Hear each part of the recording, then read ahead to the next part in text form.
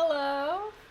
Thank you for waiting as I had to like just as I sat down to start streaming and there was a black creepy crawly right behind my computer screen. I was like, well, I have to go take care of that.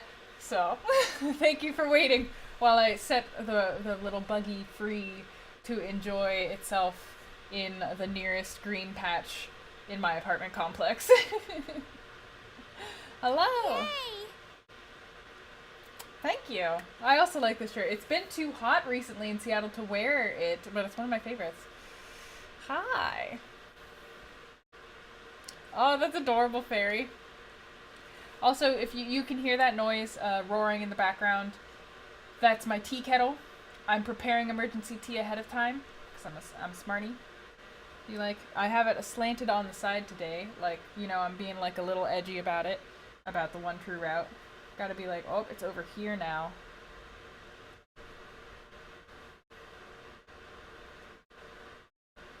I hate bugs, but I don't hate bugs enough to actually kill them. I just hate bugs. So it's always like I'm like, okay, it's fine, and like put a glass over it with the paper trick, and I'm like, please don't move in the glass. It's so creepy when you move. Yeah, it's a whole thing. Edgy because it's cool. I mean, I'm wearing all black, so it's like, I'm so edgy. Emergency tea ceremony? Yeah. Oh! Oh man, I was just gonna say that if we streamed Jared's route, we should all have tea. Like, we should all be like, oh, let's join in on the tea ceremony. But that's not gonna happen because we're probably gonna play Paul's route instead. So. I know, Maya. I know, Maya. I'll support you. Oh, Syrian! Oh, Syrian! Thank you so much for subscribing and welcome to the fold! And now you can join the Discord as well! Yay! And, oh, hang on. The boiling is about to stop. Once it stops, we can start the game. I hear it. I hear it simmering down. Haha, simmering. Like, tea. Oh, God help us. Syrian and Saren? Probably. How are you guys doing today?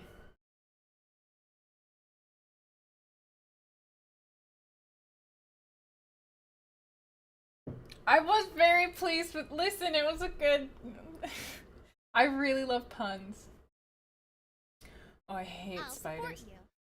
Cece! Oh, 3 months in a row! Dang! Thank you for resubscribing and continuing to support the fold! And there we go, there we go. Now it's stopping. So let's begin again. Every time I see the opening, Todd made this opening.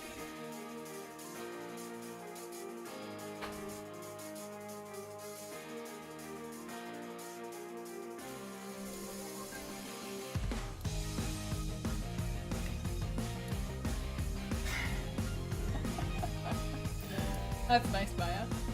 Oh, thank you, Len. The opening does just make me, like, whenever, after, well, Todd did a really good job with this because, like, he had a very limited range of motion because we only had the sprites from, like, the thighs up. We didn't have any legs. So we had to try and make them move around and look, like, dynamic despite the fact that, you couldn't see their legs. Like that, how we made Mai look like she was walking.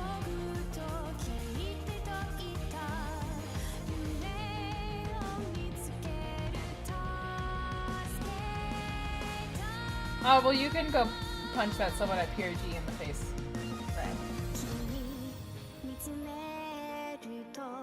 Right. Oh, well, thanks, Glacier. Paul's eyes are blue.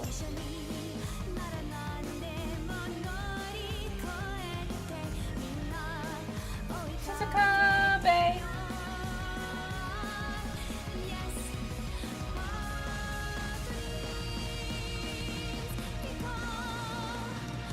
Huh.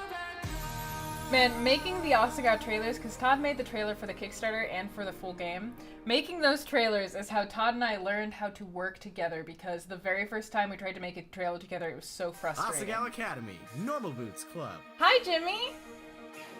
The very first time we made a trailer was the most frustrating thing because, like, he could not understand what I was trying to tell him to do, and I could not understand what he was trying to suggest he should do because our brains work so differently, and it took us like a little while to figure that out. Okay, I am gonna say ahead of time that I will probably be ending this stream early. I am not feeling super hot today, unfortunately. So, yeah. So if the stream ends earlier than last time, that is why, and I apologize. But thank you for... Yeah, of course they do. All of Normal Boots and Hidden Block and the voice actor for Hana, and I think Mai? Yeah, and Mai. Yeah, it's never fun to be sick. There's definitely a bug going around. As usual, the next day Mai and I got to school early, still poking fun at each other for a moment the night before. But as we approached Poppy Hall, I noticed something felt different. I forgot to tweet! That's what felt different! I'm like, man, something feels weird about this stream.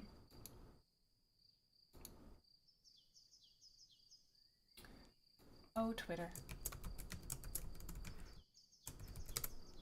I believe in you. Let me log into my account, Twitter. That's like really rude of you, honestly.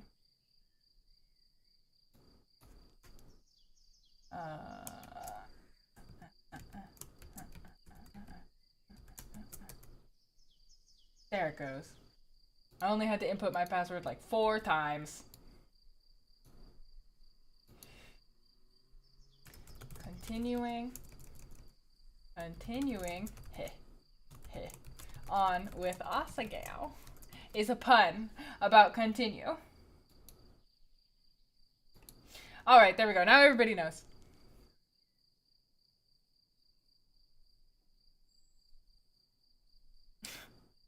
Thank you. Man, you guys are so supportive. Thank you for appreciating. Thank you for letting me sleep. Oh my god, you're in a McDonald's. Oh my god, Cliff, that's super dedication. Oh my god, that's so sweet.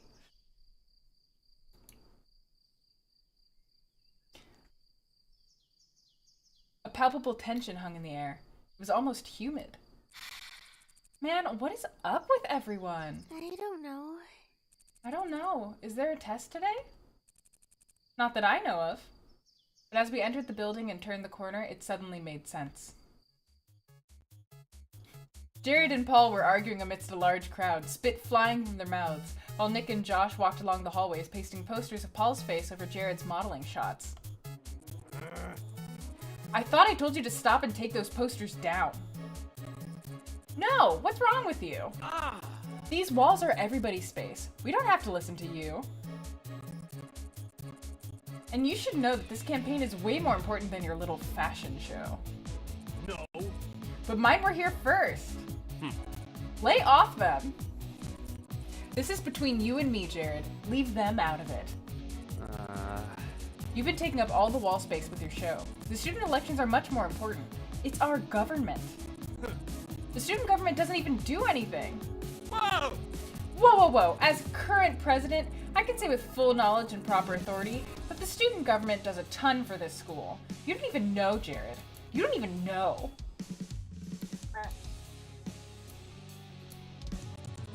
Mai, what does the student government actually... Mai? She wasn't with me anymore. She'd pried herself between Jared and Paul and was pushing them apart. Whoa! Mamma mia! I ran forward to help her. You guys should stop... Hana!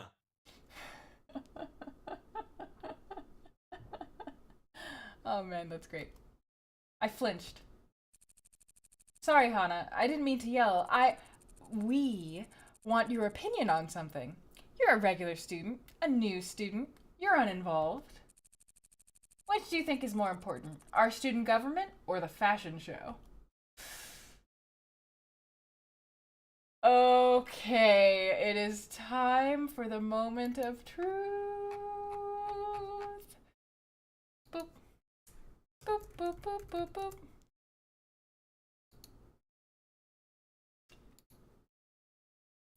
And Continue is winning by a landslide, Maya. Dang, what did you do? Oh my gosh, Continue is winning at 81 votes, PBG at 49, and Jared at 41. So obviously it's barely even a choice at this point. The student government, obviously. Oh, Hey! See, Jared, I told you. The students want representation, and I will give it to them. You made the right choice, Hana. You're gonna vote for me, right? He gave me a huge grin and I nodded. Part of me felt like if I didn't vote for him, a puppy somewhere would die. You pulled a Paul? Jared, on the other hand, looked irked. Guilt rammed my stomach. Hana, please come to the fashion show. I already gave you a ticket, right? Hopefully it'll change your mind. It was amazing they even cared what I thought. Hana's usually right about these things. You should listen to her. Mai patted me on the back and I jumped. I forgot she was there. Aw, come on, Shane. The beanie. Thank you. I appreciate that. Man, Shane, I'm just trying to be a healthy person.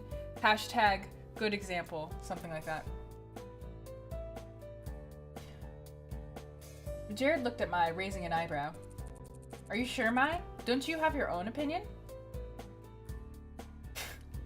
Really? I never thought that beanies were much my thing. Thanks, though. Why'd he bother to ask? Who cares about what? Health? Like your health? Like, Shane, listen, I know how hard you work. Me as well. But I need to at least be healthy enough to not get fired at my day job. Why do you bother to ask? Well, if I'm being honest, I care more about the fashion show. I go to the elections because I have to, but I go to the show because I want to. Plus, it raises a lot of money for the school. Thank you. He gestured dramatically at Mai as if her opinion sealed the deal. That's because we made it a fundraiser.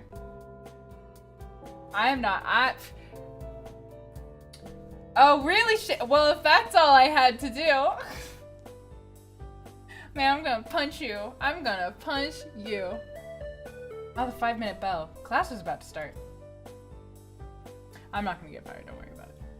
Jared nodded to us and walked away. Paul opened his mouth as if to say something more, but evidently thought better of it. Yeah, are you having fun, Shane? Are you having fun at my expense, you little turd ball? He headed after Jared with Nick and Josh, thanking them for their help. Being a year ahead of us, their classes would be on the next floor. I began to follow them, but I gently pulled her arm. Our classroom was the other way. Oh, Jared. Jared, if you need any help with the show, I'm here! Her yell echoed through the emptying hallway. Jared, without looking back, raised a hand in acknowledgement. Oh, so smooth, Jared! Mai covered her mouth and emitted a skull-piercing squeal. You physically can't have fun unless it's at my expense. Bitch, what do you do the rest of the time when I'm not streaming? Like, do you go into a coma? What do you do? Wincing, I dragged her into the classroom. After the drama that morning, I wasn't sure what to expect at lunch. I dawdled on my own, making up an excuse about copying notes, hoping whatever tension remained would dissipate while I was gone.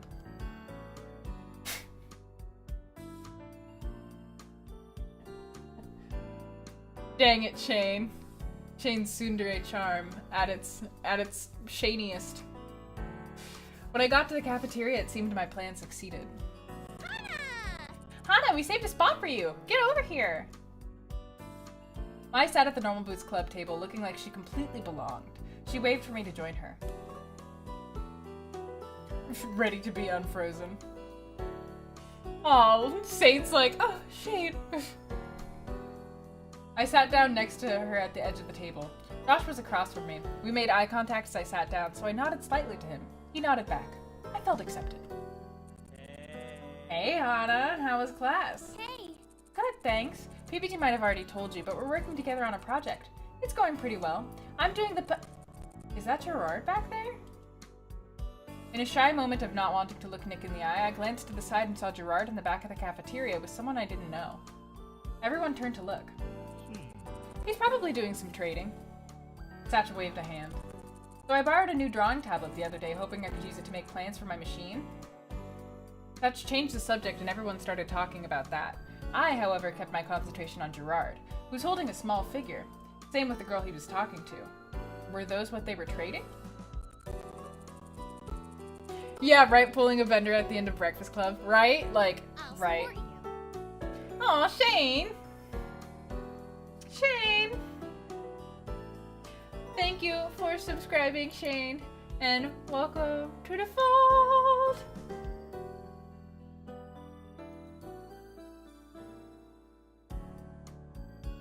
I feel like I want to write another story. Never mind. That's weird for me to say. I shouldn't say that. I'm not gonna say that. That was a weird thing. It's fine. It was a 3 months resub. Oh, okay, I understand. Thank you for resubscribing, Shane, and continuing to be a part of the fold. I got this. I got this down. Nah, Maya, I don't think people are interested in that. Those are itty bitty kitties. They're really popular right now. I'm surprised you don't recognize them. It's not a story, it's just that, like, certain people's charm points I find particularly tempting to examine in a story form. Don't worry about it. The next great American novel. You volunteer to be trapped in the weird book world of the fold? Well, now I have to. They're kitty figures of all different shapes and colors. I have a few myself. You know me, I'm hip to the know about these things. They're pretty cute, but kind of a little girl thing. She shrugged. Gerard is known as the completionist around here, and every time a new thing gets popular, he collects them all. I've never seen his collections, but I've heard they're really impressive. You have to be a dedicated person to do something like that. The completionist? Was that why he was so thorough when giving me a tour? IBK is the thing right now, and last year too. I think in first year there were a lot of people collecting silly slimy snakes, but that got old fast. Teachers didn't like everything coated in a thin layer of slime. I still have one in our room. I can show you sometime.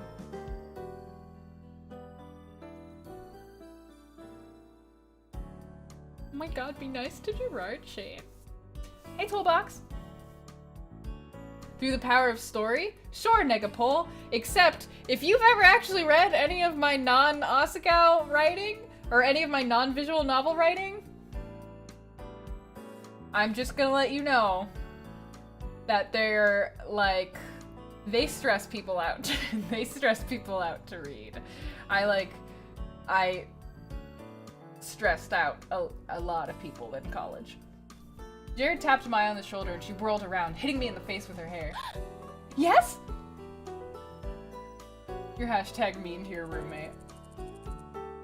He's such a completionist, he's gonna remake all his old videos. Yeah, you're not wrong. I wanted to thank you for this morning. Oh no, it was nothing, definitely. I mean it. As Jared and I spoke, my eyes went back to Gerard's exchange. That's really rude, Hana. That's where the action went. Can you, like, go back and start paying attention? Because it's, like, really rude. We're all very invested in Jared and I. The girl pulled a second figure out of her backpack and held both of them up. Jared inspected it and shook his head. I mean, not all of my writing is like the Jacques route, but, like, how should I say that? Especially with my short stories. Okay, well, more with my short stories than with my longer, like, novelizations that I've attempted to write. What usually prompts those is either having two characters and a question to answer, or having, like, a big existential question that, like, I personally have been thinking about for a while, and I'm really not sure what my feelings are on it, so I decided to put it in story form in order to kind of like, basically I write a story about it, and the story will answer the question for me, regardless of whether that's actually the answer that I come to believe in. It just answers, it like helps me think through the problem by having characters like basically embody the issues and fight them out. So a lot of my short story writings end up a little bit like existential or what is the genre? They're like, oh, magical. I forget what it's called, but it's like, oh, magical realism type things. Investigating these stupid questions that really bother me when I try to go to sleep at night. To summarize, if Cara was more normal, the Jacques route wouldn't exist.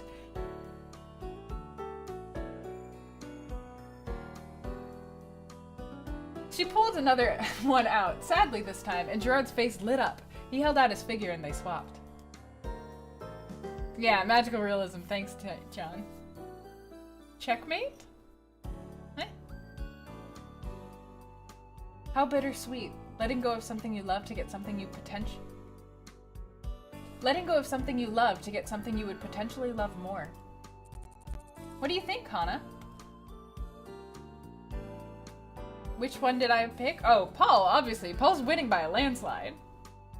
My attention was pulled away. I hadn't been listening to the conversation. Huh? Yes or no?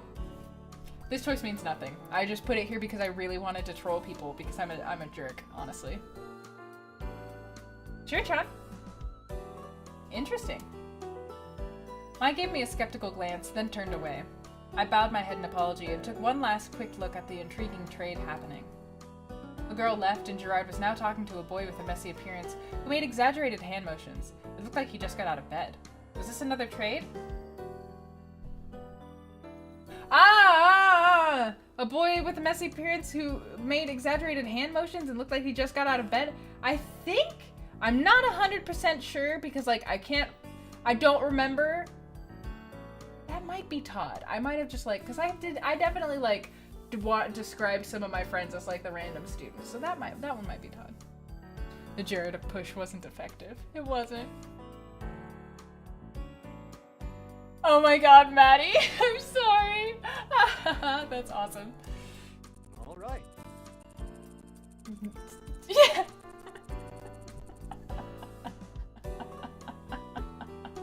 Well, good. I'm glad that you guys got that it was Todd. So, official announcement in case you haven't heard, we're having a competition tomorrow. Just a little casual something to get us ready for the tournament. Yeah. Finally! We've been planning this one since last year. My attention snapped back to the conversation happening in front of me. Was this what PPG was talking about yesterday? Hana, Mai, you're invited if you'd like to come. Either way is fine, but let me know so I can plan. How does it work?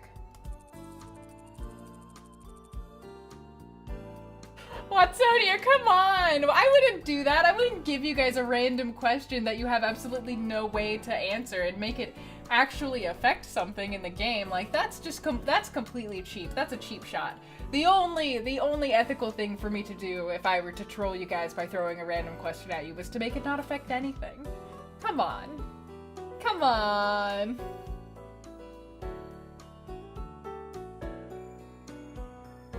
It's a little thing, some lighthearted fun to start off the new year. Oh, sure. Yeah, sure. What does it mean, Cliff? Lighthearted fun my ass. John almost broke Satch's nose last year and Gerard twisted his ankle. Satch delicately raised a hand to his nose. No. It was an accident. You forgot the part where you almost passed out from blood loss, Shane. I didn't forget. He looked away. I can never forget. Angsty Shane. I don't know about this. Oh, does it? This? That's what this means? Hey. Man, I wish. I don't know about this. I'm not very good at video games. Yeah. Sure you are. Jared, we'll come. All right. Awesome. I'll plan for you to be there.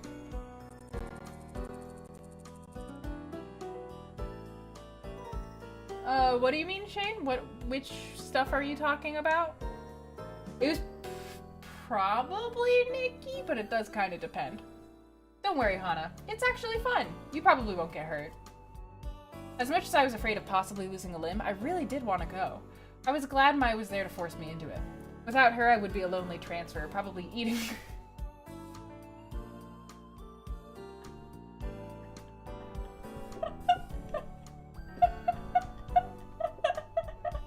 Oh my god! I forgot that was there!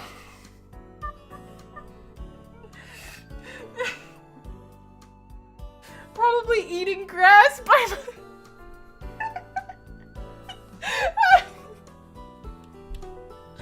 I'm sorry. Without her, I would be a lonely transfer, probably eating grass by myself at this very moment.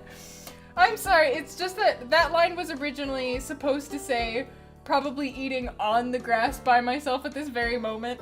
And for some reason, when I wrote it, I typoed it into eating grass by myself. And while we were beta testing it, Danny came across that line and just like screenshotted it and sent me it. And she was like, was this what you meant to write? And I like laughed for 10 years. And I was like, no, that's not, but I like it better. And she was like, yeah, I like the idea of Hana like on her hands and knees nibbling at the ground because she's such a loser.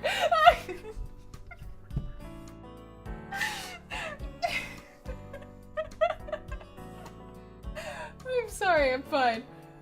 I forgot that. Ugh, man, it cracks me up. Okay.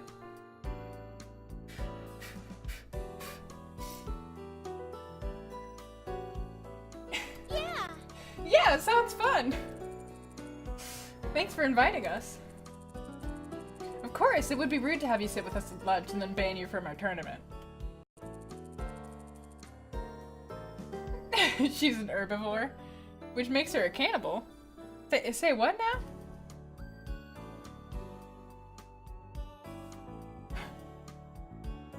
Thank you, Shane. I appreciate that. Plus, it'll be nice to have some new competition. Oh my god, Thorn. Oh my god, make my day. I look forward to winning.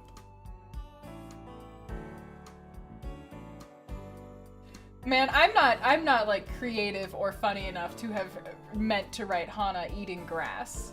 Like, I wish I was. I love that line so much. The rest of lunch passed by comparatively uneventfully, or at least if anything else happened I didn't notice. I was too busy staring at the food in front of me, joy and horror mixing in my stomach, along with the grass. There was no way I was going to beat even one of these Normal Boots boys. I would make a fool of myself. But still, I was getting to go. It was a privilege nobody else shared. Paul looked at me with what seemed like concern, and I smiled at him. He grinned and returned to his food. Aw, yeah, Maya, look at that face. Imagining Grass. There's your new band name. Imagine Grass. The least I could do was give it a chance, right? After a long day, class was finally over and I was ready to go home. Miss Shizuka still wasn't over her breakup, and Mai complained loudly that she needed a new man so the homework would stop being so killer. It was something to do, though. What else would I be doing if not homework? Studying, probably. That's another thing about the way that Nikki chose to write Hana. Nikki's Hana is a lot more studious than my Hana. And I think, like, Nikki's Hana is more studious. I think probably Danny's Hana is more, like, observant and aware of her surroundings. And then I don't really know how to characterize my Hana. But you can... That's a thing that I notice.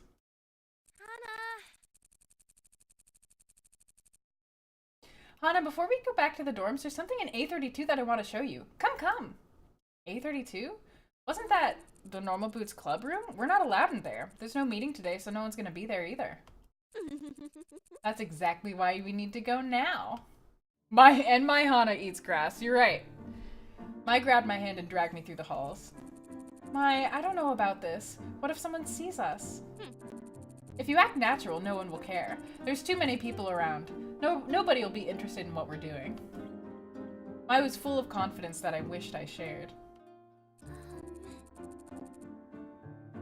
That's fair, Cliff. I really don't think I'm comfortable with this. I stopped at the clubroom door, gently tugging on it. Yeah. Sweet! They left it open! She pulled me in the clubroom and shut the door behind us. It's in here. Here was a storage closet at the very back of the room. A plain white cabinet. She stopped short of the door, looking expectantly at me.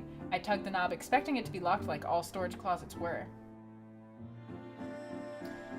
Man. Oh my god, if you ate... No, it would be a problem if you ate... No. Come on, guys. Be responsible. Be responsible.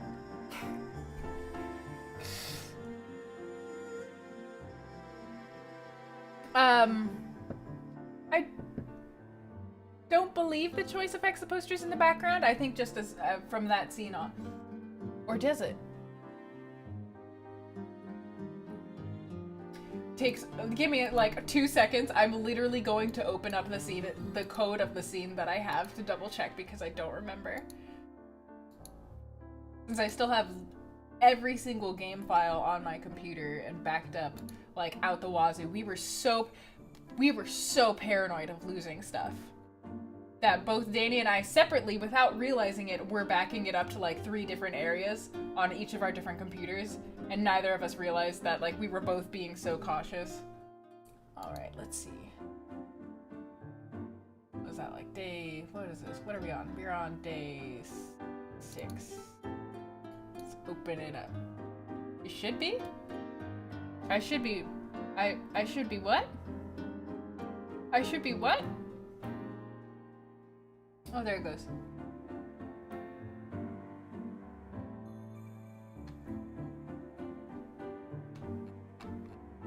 And down to the, Yeah, that's what I thought. Yeah, no, the hallway from that scene on, the hallway's just gonna be covered. It's just gonna be Paul's posters covering Jared's because that's what happened in that scene, so. Yeah. Backing up the game. Well, yeah, right? This game is never gonna leave my hard drive. The knob didn't move. See, because I think about that, like, what happens when technology moves forward and Asagao is, like, too old to run on new computers? We're gonna have to figure out a way to update it and put it back out there. I'm gonna need all of the files as they were, and then we're probably gonna have to revamp the files, and it's gonna be a whole thing. Man, I think about that sometimes. The knob didn't move, confirming my suspicions. Relief swept through me. That's good, Michelle. Yeah, the glitches that happen in Asagao only happen if you're playing on Windows, whereas if you're playing on Macs, there's another glitch. It's just an audio glitch that, it doesn't, like, break the game or anything.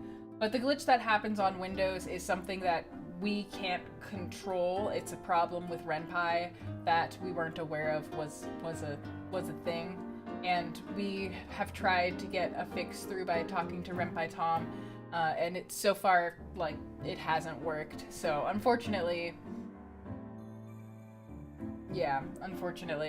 despite our best efforts, it's still a thing.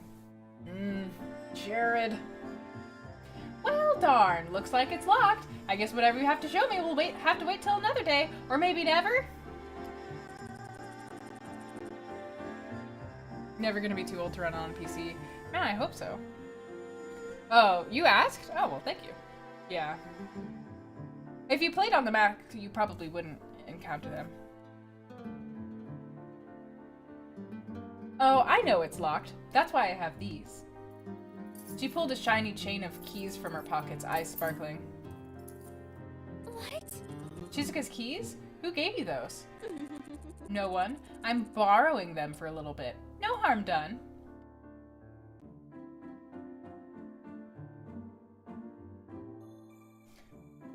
Squid, what did you do?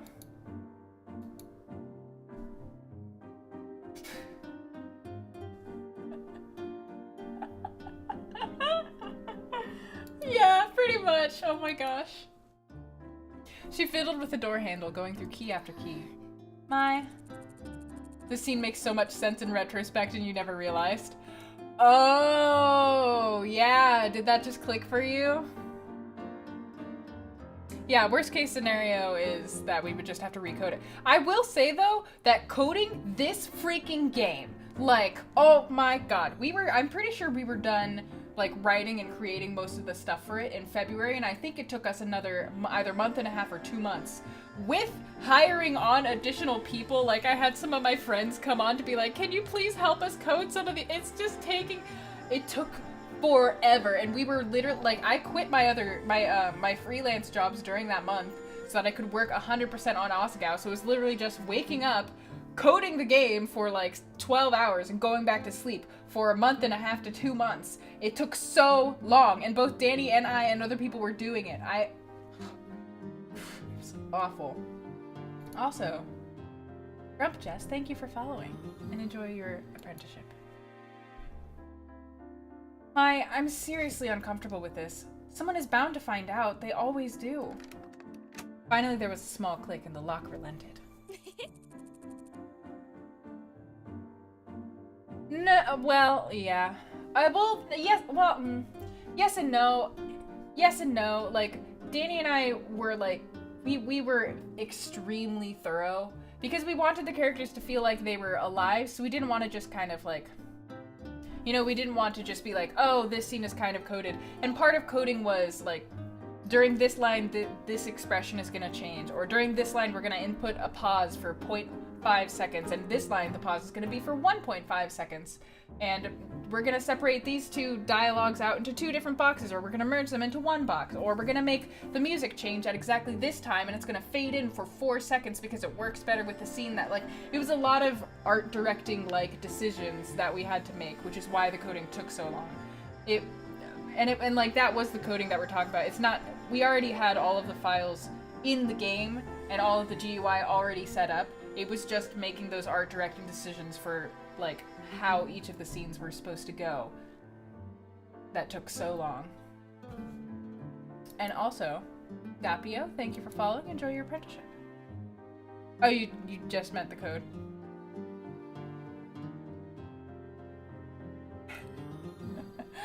Don't worry, Shane. I know what you meant. Ah, Cliff, that's really harsh. Come on, Tom's been doing it like out of the goodness of his heart. Ooh, Zek coming in fast with the affection burn. Don't worry, Hana. I'll protect you. Mai opened the closet and a light shone down directly onto its contents. Yay! There they are! There they are! To my utter bewilderment, there sat luminescent golden boots, resting on a velvet pillow, encased in a glass box. What are these? I stepped closer to the case and was about to put my hand on the glass, but stopped inches before, wrought with guilt. We shouldn't be here. These, Hana, are the boots. The boots. It's a symbol of the Normal Boots Club. This is their club room, after all. I'm telling you, these guys don't mess around. Is it made of gold? Real gold? It must have cost a fortune. I'd say they're solid gold, only worth 100,000 yen or so. But to really make sure... Mai's fingers wiggled in front of her face. Before I could stop her, she opened the glass case and lifted the boots from the velvet pillow they rested on. Mai, please be careful! I grabbed the boots from underneath, just in case she dropped them. Well, Pony, have you played Satch's route? You don't mess around when it comes to the boots. I grabbed the boots from underneath, just in case she dropped them. Good thing, too, because they were heavy. The gold was cool and hard to the touch. These boots were definitely not wearable, and anything but normal. Well, there's a little bit of information about Mai in Satch's route that you might remember, and that's a pretty good summation of why she's doing what she's doing in this scene. That, along with, like, her natural personality. The gold was cool and hard to the touch. These boots were definitely not wearable and anything but normal. Mai bounced them up and down, weighing them with her hands. Her arms flexed as she did so. I suddenly realized why her pats on the back hurt so much. Volleyball made her strong. Bingo. Yeah, definitely solid gold. Mimi lied to me. She said they were gold-plated. I didn't believe her, so I had to check. Real talk, I literally had to Google how heavy gold was. And we had to, like, kind of assume, it would probably be, like, this much gold, so we're gonna assume it's, like, this much weight. Is it reasonable that, like, this would cause these, like, so-and-so in certain people's routes? And we're like, yeah, okay. So you dragged me along instead of her? This display. Man, you guys want to know more about Mimi? We put clues all over this game.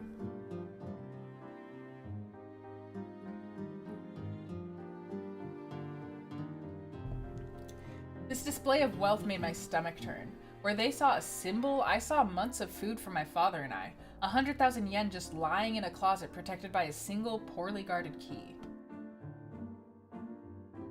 You did, Cece. That's not everything about Mimi. There is something more about Mimi that I would really love to be able. But like, so we've been sitting on a couple of things because we're not sure if in the future we'd ever want to do anything with Asagao again. So there are a couple of ideas that Danny and I have had that we've been sitting on, but we're also like, yeah, but we also just have no idea how or when that would ever happen, or if it would ever happen, so.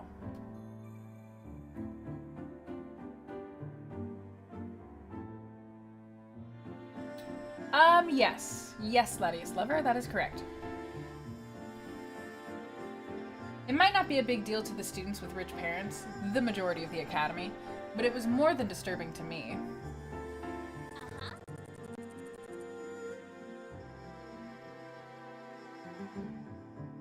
Yes, you. I wanted you to experience this with me. Halloween edition. Oh man, that would be so fun. Silhouetted by the warm glow of the spotlights, Mai smiled at me. That smile almost made me feel okay for being here without permission. Almost. Plus, when we get caught, we'll be okay. There's no way they can punish you. They really like you. What? What? The storeroom lights flickered on. We both turned abruptly, still holding the boots. Shane stood in the doorway. Shane, you always have to ruin everything. Maybe not that one. You. What are you doing here? Aw. Oh, thanks, Gymnoj. I hope he does well. Yeah, we are making a Halloween type game. I love Halloween. That case is supposed to be locked. Well, it was locked. Mai! Shane. We're really sorry, Shane. We heard the boots were kept in here and we were curious, that's all. Absolutely not, Thorn. No harm done, right? Here, Mai, let's give the boots back to him. Yeah, I was just showing her. We aren't suspicious. You guys hide it away. How is anyone ever supposed to see it?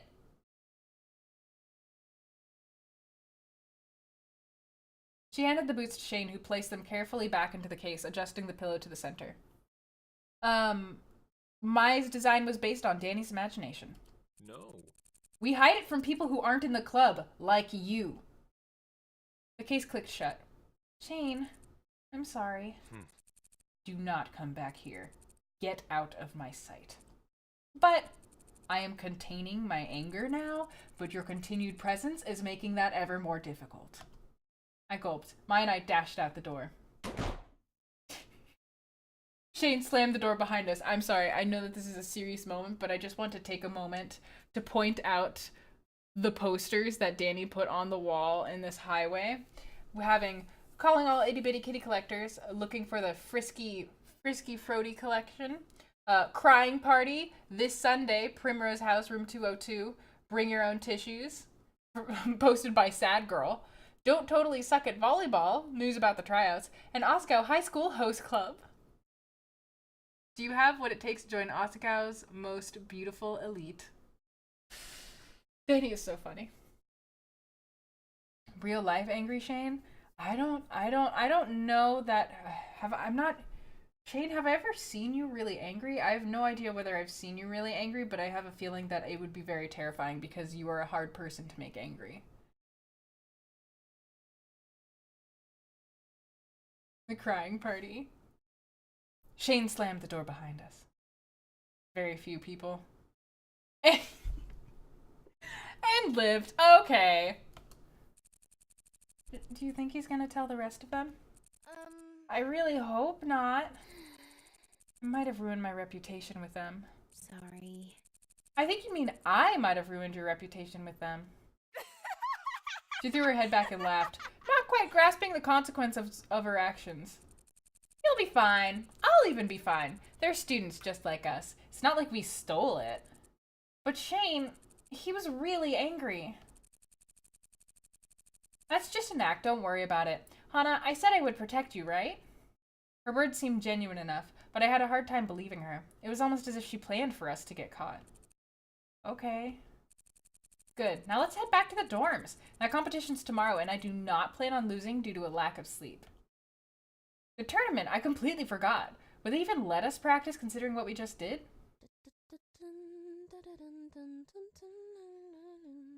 Maya hummed happily as she skipped down the hall, somehow impervious to my anxieties. Heart heavy, I followed her. Only time would tell. Kiss, kiss, fall in love.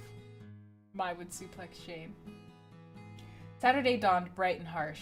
The cloudy light outside mirrored my gloomy mood as I quickly dressed and woke up Maya.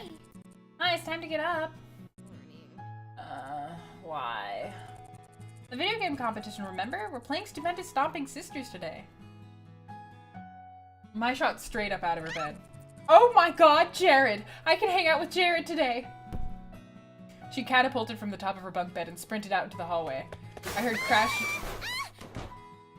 crashes and shrieks as she massacred the other girls to get into the bathroom.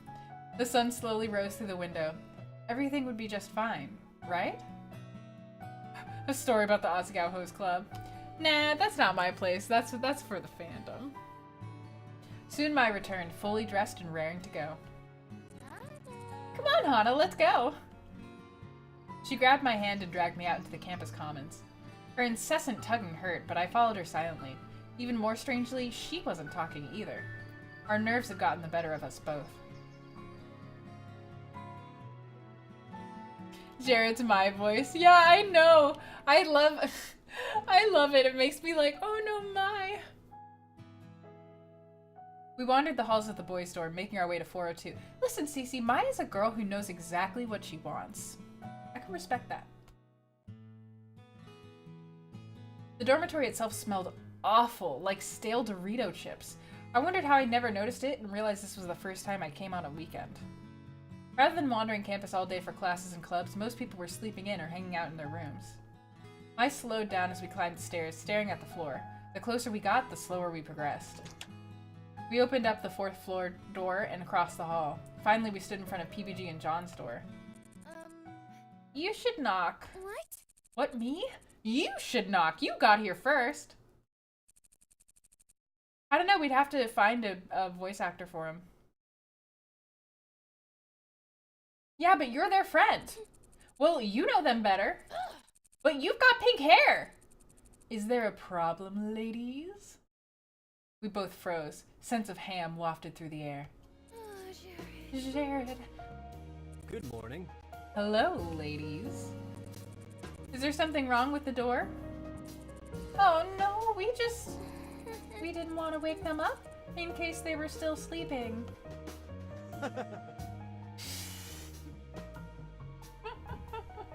Jared let out a low-throated laugh. I don't think they'd mind having you wake them up. Sorry, I wrote that and I'm like, oh my god! Ah! Okay. Mai's eyes almost rolled into the back of her head. Here, allow me. Sleeping. Because Ram made this for Jared and we were like, yeah, here we go. It's just Jared. He leaned between us and tapped on the door. He was surprisingly tall, and being some 10 inches shorter than him, he towered over me. He looked down at me and winked. More like banging. The door flew open. Shane, this is a family game, a family stream. You're being rude, Shane. You need to keep that in your pants, honestly. Hey. Hey guys, glad you could make it. We'll be a bit squished in here, but it's better than nothing. What, we couldn't get the classroom this year? This is totally a family game. There's like no cussing except you say ass once, I think. And I think we do have maybe one F-bomb that we save or something. What are you talking? And what routes do you bang? So when? Where? I don't know. Shane, you put that. I did not. Did not. And you, with your brain, were like, boop, oh, it's in there. And I'm just here. And also, you don't like dive for like, you know, Shane. I think your imagination is just like really big and beautiful, but like maybe that's just not true. I jumped. Shane stood behind me, expressionless. I didn't even see him come. Nikki, it's her. It's Nikki. Shane is struggling.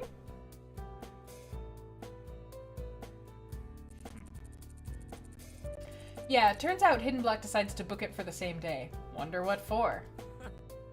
John snorted somewhere in the background. I'm not sure your room is better than nothing. Oh, Shane with the zingers. That wasn't a zinger. Are you just gonna stand outside or are you coming in? We stepped through the threshold, fully and completely entering PBG and John's room.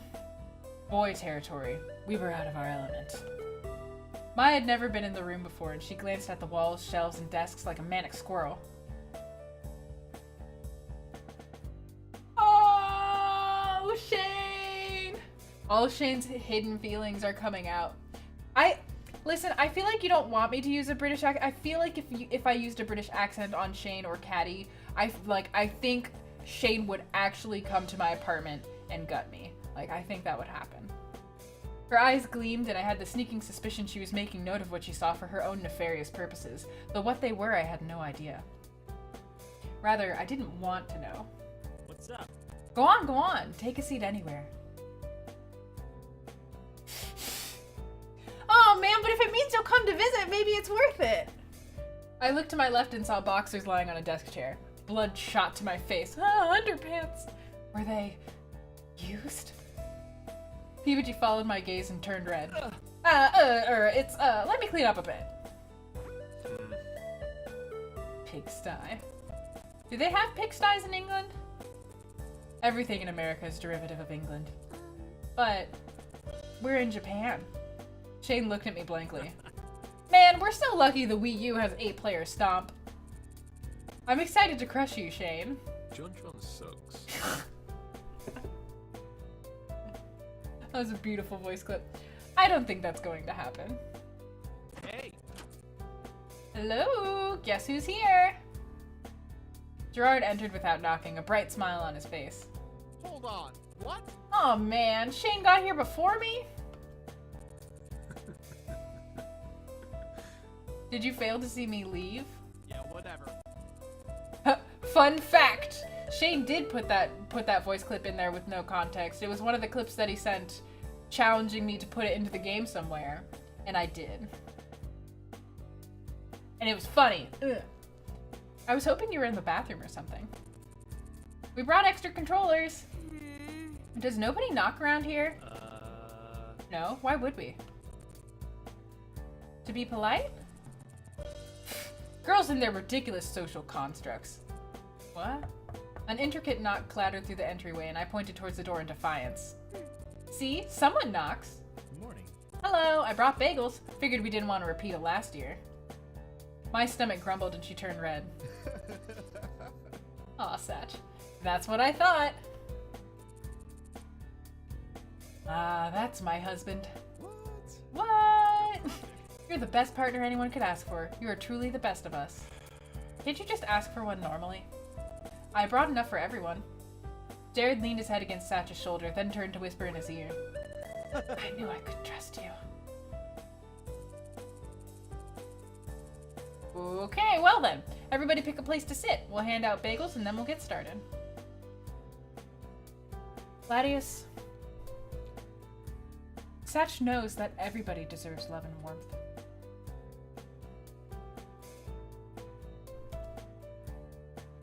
I scuttled to the side of the room against PBG's bed next to Mai. We'd been sitting with them at lunch, but it wasn't until just now that I realized how crazy having all the Normal Boots guys in one room could be. 9 adolescent men in one room. Not to mention all friends, all part of the same club. Their personalities mingled in different ways, and I almost couldn't focus over the myriad inside jokes, shouting voices, and flailing limbs. So back in high school, back in college, I used to have a group of friends called the Nerds in Space. We called ourselves the Nerds in Space. We had a lot of in-jokes, a lot of yearly parties. We had a lot of names for things. We were just very, very deeply good friends, an all-girl group of friends of 9 people. And so hanging out with them all, 9 people, in a tiny room and having everybody screaming and doing crazy stuff is how I was like, I can write this scene. Hey, the Nerds in Space, yeah. Also, Nocturne's mom, thank you for following and enjoy your apprenticeship. That is, until the character selection screen came on. In the blink of an eye, the controllers were gone. PPG glanced over at me and, noticing that I didn't have one, offered me his. No, really, I'm not good at these kinds of games. There's no way you're worse than me, or Jimmy for that matter. I just wanted to poop on Jimmy with that line, honestly. Seeing as he didn't want to take no for an answer, I grabbed the controller and selected my character. The Nerds in Space? I don't know. I actually joined my friend group of the Nerds in Space late. I was the 9th member. I started out as an honorary member of the Nerds in Space, and they inducted me officially, and I was the only person who that ever happened to. We do have satellites and moons to the Nerds in Space because the Nerds in Space are all the main planets of the solar system. So we do have satellites. Satellites are whoever we're dating, and we have moons, who are the people that some of my friends have gotten married to. But other than that, the lore goes deep with my friend group, okay? We still have a group text that we text on all the time, and we go visit each other once a year. It's a thing. If you've seen Lucius the Ninja in here, then... Oh, shut up, Zach! If you've seen Lucius the Ninja in here, her name is Kate. She's one of the Nerds in Space. She pops in from time to time.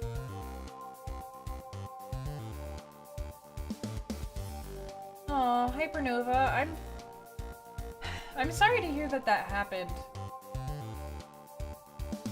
However, there is always the future. When I was in elementary school and middle school and through a large portion of high school, I didn't really have friends. Like, the only friends that I had in middle school once actively ditched me at a birthday party. It was, yeah, whatever. Point being, I didn't have friends, and eventually when I got out of my small town and started meeting more people, I found really, really good, great people who are all my friends now. So it's never too late, and it's just the most frustrating thing that when you're stuck in the school system, you can't really go out and find other people to be friends with. You're kind of just stuck with whoever is in your school. So there is hope, and believe.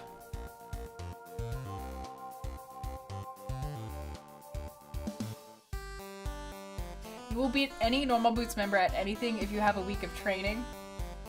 Well, yeah, I can see that, Shane, but the only reason I can see that is because you are literally so stubborn that you would prefer to die than lose a direct competition with another human. You can also give a better hug. I don't know, Shane, can you give a better hug than Ian? Because Ian gives really good hugs. Turby. He was cute and bouncy. Even though he didn't seem super powerful, he looked like an easy enough character for a beginner to grasp. Although there was something in the eyes and beak that seemed a little...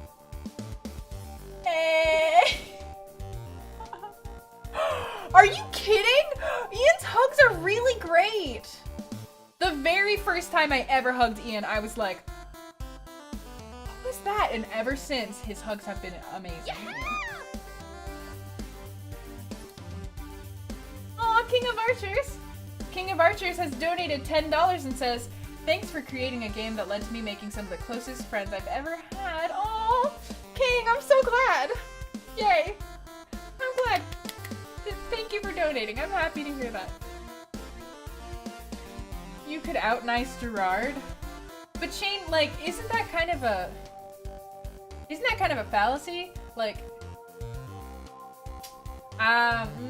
No, Shane, I'm really saying that the minute we get all of us together, we're gonna need to objectively evaluate the hug situation. But also, if you're in a competition to be the nicest person, doesn't that inherently mean that you're gonna lose because you're only being nice to win the competition, whereas Gerard is just genuinely nice all the time? Is everybody ready? I swallowed hard, the controller already slippery from my sweat. I never played Stomp before, though I watched others do so. I looked at the buttons on the controller, trying to guess what buttons did what. One of the top buttons probably jumped. Obviously the analog stick moved the character. Hey, Nick! They selected a stage, something with cute little houses and smallish animals bopping around the background, and the countdown began. Because what if you want to achieve it by genuine means, by becoming nice and not for personal gain? Well, I mean, in that case, I guess you're right. You could start off with selfish means, wanting to just win, and then over the course of the week, if you're really doing your due diligence, trying to become the nicest person ever, then you would gradually just want to become nice for niceness' sake. And then yeah, in that case, you totally could win.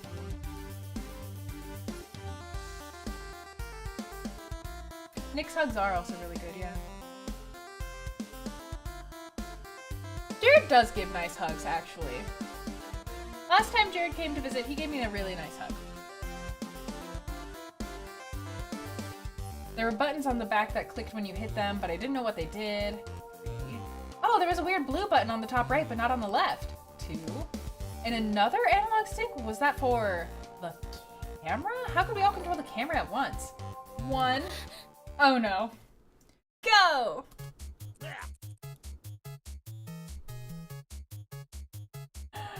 Shane.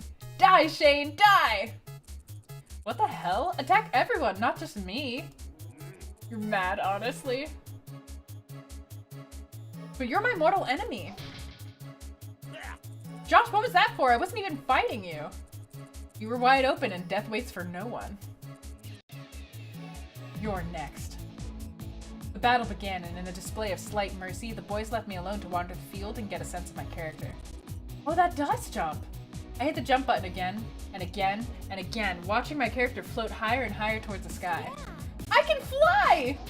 My joy was cut short as a Noke ball emerged from nowhere and pegged my pink blob in the eye.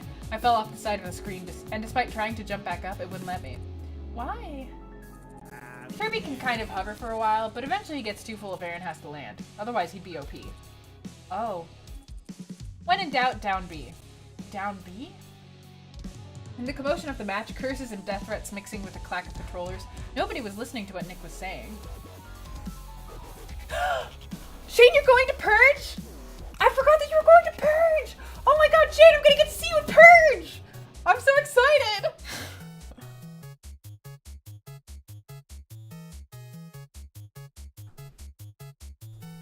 The key to getting someone to hear you in this commotion, it seemed, was shouting their name at the beginning of your sentence. Gerard! Satch! I frowned as my pink little blob fell back onto the map. Following Nick's advice, I hit down B. A cloud appeared around my pink guy and he became a rock. What? Shane, you better give me the best hug that I've ever had. I have expectations now, okay? I'm gonna give you so much crap. If I get there and like you don't hug me, I'm gonna be like, you don't even like, you'll never hear the end of it. It'll be like Jimmy and the Apple. What? I don't understand. What would a rock do? I repeated the move multiple times, always turning into a rock of some sort on the ground, never hurting anybody near me. Suddenly an explosion rocked the ground and Turby flew into the air just as I hit down B. No! No! To my surprise, he formed into a rock and fell, directly onto John's head. His Nario was sent flying off the screen and died. You're on my shit list. I'm very sorry. It didn't take long after that for me to die 5 pitiful, painful deaths. But as my little Turby tumbled off the screen for the 6th and final time, a small surge of pride hit me. I killed John, the Jontron, even if by accident. I look forward to seeing fully trained and meditated Nick. You're gonna hold me better than my own mother did on the day of my birth.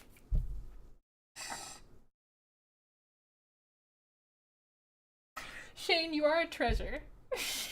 You are a treasure. I handed my controller to Maya and sat back, completely satisfied. If it weren't for the fact that it was Maya's turn, I'd jump back in, eager to find other strategies for murdering my friends and potentially stirring up a hit list a mile long. So this was the joy of games. After playing a few rounds, the official tournament started. People played one-on-one matches against each other, slowly thinning out the competition over time. Maya went before me and was, rather unfairly, paired against Jared. Every blow he doled out to her was, in her mind, some form of actual physical contact. At least, judging by the way she shivered when she was hit, it was. Unsurprisingly, she died almost immediately. I was the last person set to go against PBG. The others chuckled as we were past the controllers. Shane, I think you might regret saying that you're gonna hug, like, everybody.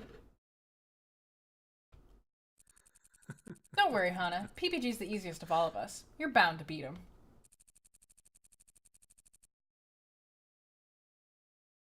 Aw, come on, guys. Don't worry, Hana. I'll go easy on you. I nodded as PBG picked the most level playing field, a small platform floating out in space. The match started and PBG graciously held his players still. Go ahead and test your moves. You're a great Aw, that's real nice of you, PBG. Shane... I don't know... Asagao stream? Yeah, real nice. I tested my moves, and while doing so, my hand brushed against the yellow stick. Kirby did a menacing low kick, and my eyebrows raised. That looks... powerful. Ready to go? Yeah. I think so. You're a great friend.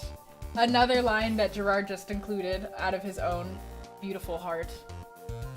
PBG charged at me across the screen and, when he came close enough for me to hit, I pushed the yellow stick in his direction. He flew across the screen. My mouth fell open. PBG grit his teeth. I see how it is. No more Mr. Nice Guy then. I partially doubted PBG had a non-nice bone in his body, but the match had begun. It was a long battle, a surprisingly long battle. We seemed to be evenly matched. Right up until the very end when I smashed him off the screen with Turby's hammer. What? I set the controller down quietly, not particularly happy about having crushed PBG in my second ever match of Stomp. PBG nodded solemnly. I guess I lost then. Whoa! Damn, Hana, that was some natural born talent right there. I don't really think so. Anyway, the next match is Shane versus Paul. PBG remained quiet for a while after that. It wasn't until the third round that he joined in again, cheering with the rest of the guys.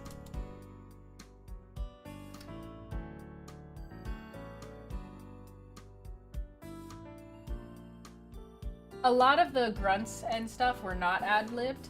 A lot of the full sentences, if there is a full sentence from a character like JonTron sucks, are ad-libbed. My match rolled around, but this time I was against Jared, and this time I lost in only a few minutes. I set the controller down again, happy to no longer have responsibility over the life and death of inanimate pixels. As I did so, I saw Paul lean in to whisper something to Shane, whose eyes flew wide open. Then his face shut down. Over my dead body. Their eyes slid to me and I looked away. Mamma mia! Yeah, that one's ad-libbed. I think I asked for shocked expressions, and Nick and Paul were recording their lines together, like in the same room, like suggesting things to each other and like egging each other on, which is why their voice clips are so good, because they were like, oh no, try doing this one. Oh, maybe you should try doing it this one. Oh, you know what you should say? You should say this. And they were like laughing and cracking up. I think I actually might have taken some of their laugh clips from them just like making each other laugh, rather than like their actual laugh, because they would start fake laughing, like very obviously fake laughing, and then Nick in the background would start laughing, and then Paul would start actually laughing, and it's just the cutest thing ever. It was adorable. They were talking about me, weren't they? Josh just didn't want to voice any lines. I scooted over to Mai, feeling more comfortable near her than near any of the guys. We cheered for Jared right up until the very end. He lost to a supernaturally agile Shane, who is seemingly being fueled by the rage of 1,000 demonic toddlers. Everyone, that was a great round. It looks like we're in even better shape than last year.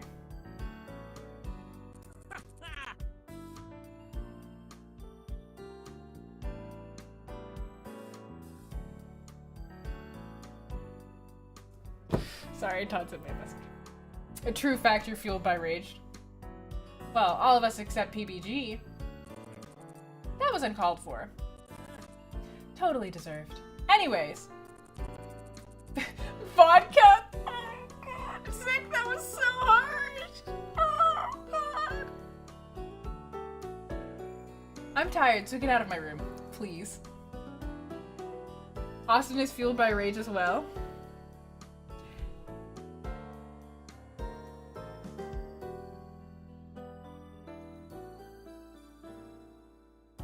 He grinned broadly, not finding anything wrong with how he summarily dismissed us. Austin's charm point is his protective instinct. It's adorable. Trust you. Shane, you think I don't know? You think I don't know? You think, oh, he may not show it? Oh,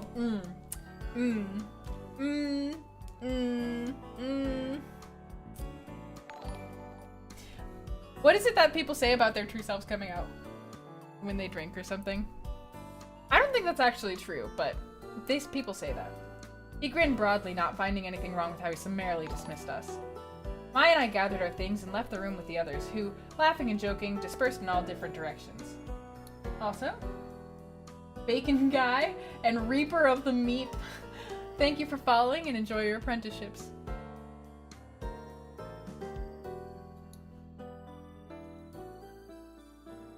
Together we shuffled home.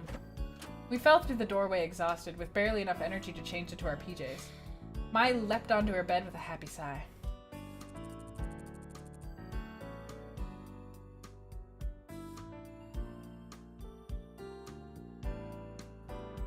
It's just true to drunk you.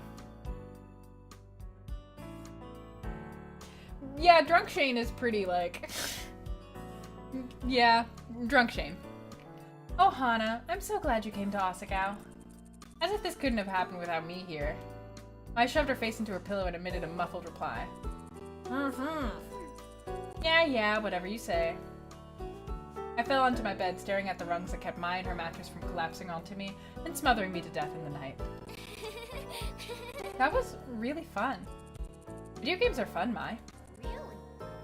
Really? She shuffled around on top of her bed. I mean, I thought it was okay. It was passable. Don't know if I'd call it super fun or anything. Really? No. I loved it. She chuckled. Seems like you found your calling. Austin is a very, very interesting person. He believes very strongly in the things that he believes in, like treating people kindly. Ha ha ha, I'm sure I have. Above me, Mai yawned. Let's go to sleep. I'm exhausted.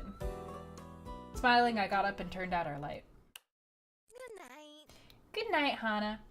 Although I will say that for a lot of the voice lines for Hana and Mai, they are more complete lines, and those were not ad-libbed, or most of those were not ad-libbed. We requested way more specific lines for them and like a lot more of them than we did for the Normal Boots guys, because we like felt bad asking Normal Boots guys. We were like, hey, will you do us this favor? And we felt bad taking up their time because they were so busy.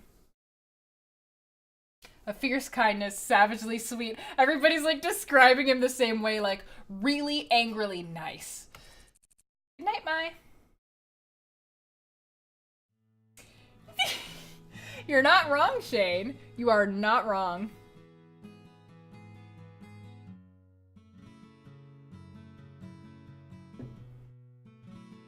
Don't think too hard about it, Lobster. As the chill weather of early spring faded and warmth stretched across Asagao, I itched to go outside. With Satch's book in hand, I took to the streets.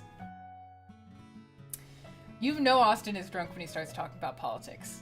It's really funny. Politics are how much he loves his wife. So cute. Hey, Celty. I mean, Tuesday I was an anxious wreck. But now, it's like I've completely disassociated from the fact that I helped make this. Oh, Ice! Aw, thank you so much, Ice. Oh, I'm glad you got to catch the VOD. Does that mean, are you up to the next badge now? I never remember what the badge things are. Since many people realized how rare this moment was, most of the usual benches and grassy spots were taken. I kept walking until I came to the soccer field. There was a practice game being held, and PBG and his friend Jeff were running across the field. Probably not more route. Oh, sorry, Thorn. Only subscribers are allowed to post links without asking permission first. Somebody give Thorn permission. Also, it probably not more route. It is. I could have another, like maybe a subscriber goal or something. When we reach 100 subscribers, we could play another route. I'm not sure yet. No, it's okay, Thorn. Being a skirmish, the bleachers were almost completely empty. Students scattered the shiny metal seats, but there was more than enough room for me. In one... What is this? What is this?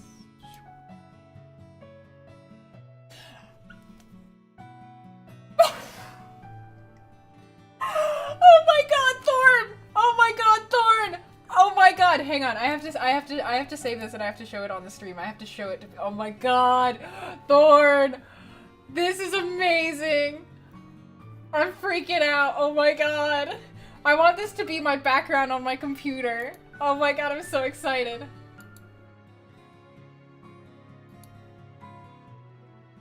Let me see image.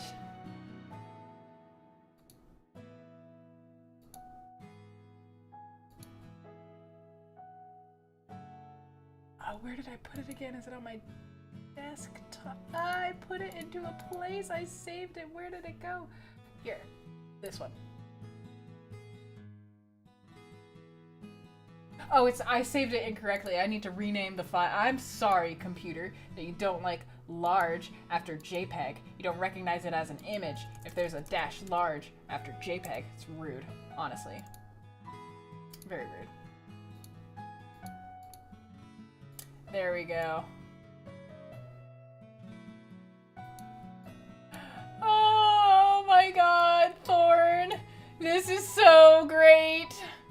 This is so great! I love this so much. I just want to keep a little Hana. I'll put it up here so that it's not so that it's not like covering over anybody in the stream. Oh, here's a better idea. This is not gonna like look very nice as a layout, but yeah, we can put it up there. Is that gonna like freak anybody's OCD out too bad? Or I guess I could like switch it and be smart about it and like do it this way because that looks probably a little bit nicer. Yeah. You know what? Never mind. I'm just gonna. Me. When I'm tired, I do this thing where I get like way more obsessed with how things with like details about things than I normally do, and it's how I know that I'm tired. That is a beautiful drawing, Thorn. Thank you so much. That facial expression is perfect. It's great. A donation goal for the Shane route. Yeah, Shane. Yeah. You think I don't know what you're trying to do there, Shane? Of who we could all be if we end up lonely. It's a universal thing. It's universal.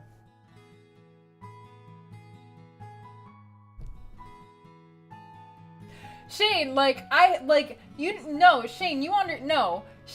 if I set a donation goal for Shane's route, I know that you would nuke it on purpose. That's not fair. I would have to set it, I'd have to set it to be like 10,000 or something, just so that you wouldn't like immediately nuke it and other people could pitch in. Don't do it, Shane. Don't do it. In one swift motion, practiced many times over my life, I sat down, spun my backpack into the space next to me, and pulled out my book. Stretch goals.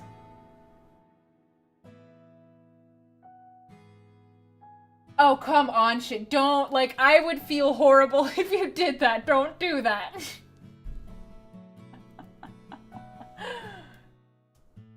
I was nearly done with it, and I wanted to see if I could finish it today. It was due a few days ago, so I was under pressure. Squid, are you trying to kill me? Are you trying to kill me? Oh. Thank you, Squid. Squid Man has donated. Ah.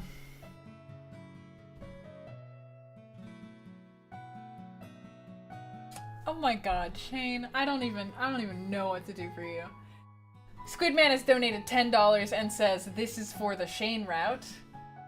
So I guess now I like have to set up a donation goal or something, but like I don't know what I'm gonna do. Like I haven't thought about this at all. I will write it down.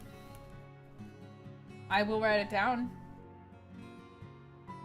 So you can see it. 10 for Shane. Let me know. You know, now that I'm thinking about it, since I have been reading other people's writing and commenting on it, it probably would be pretty interesting to stream Shane's route and just to talk about like how I feel about some of the stuff is in it or how I might have done it differently.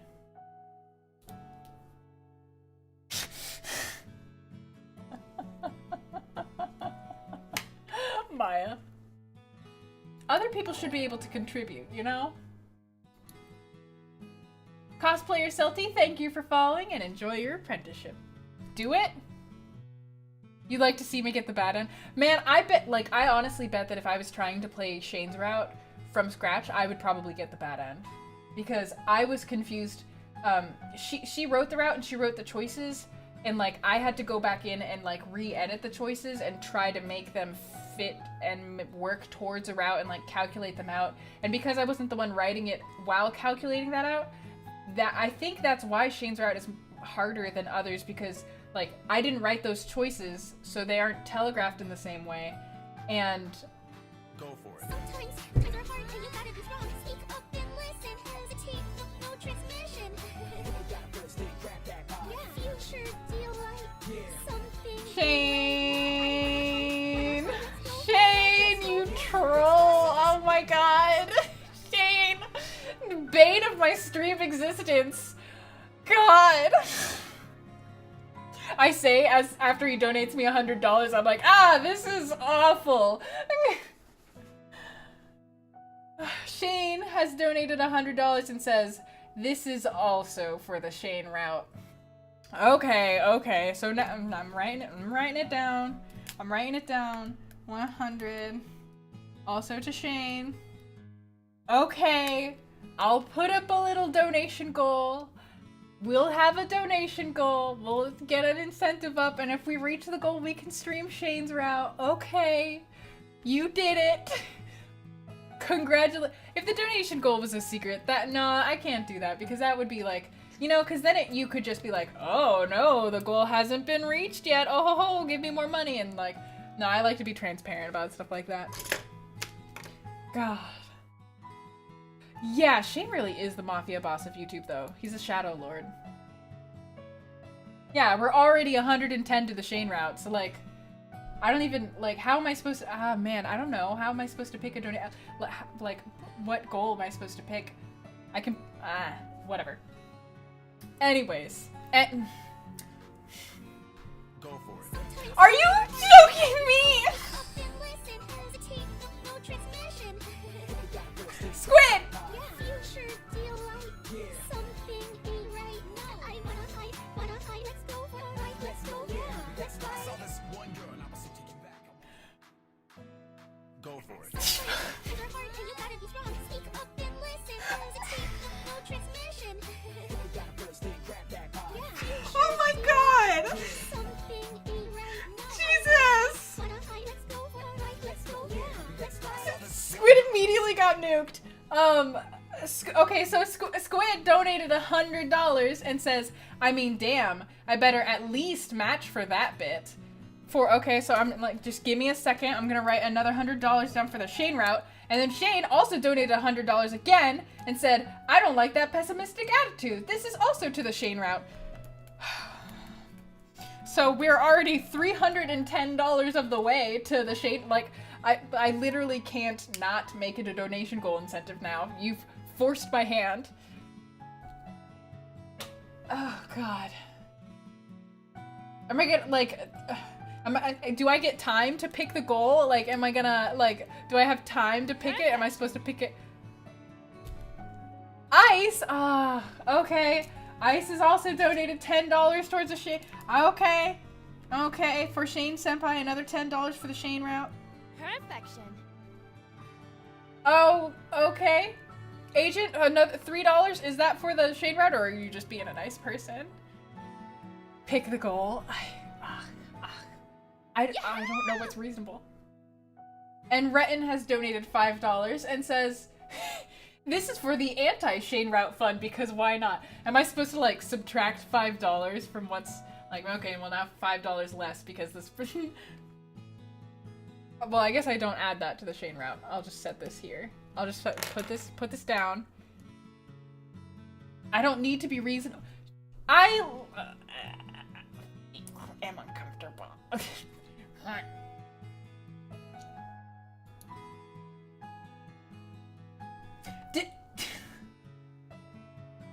Zach.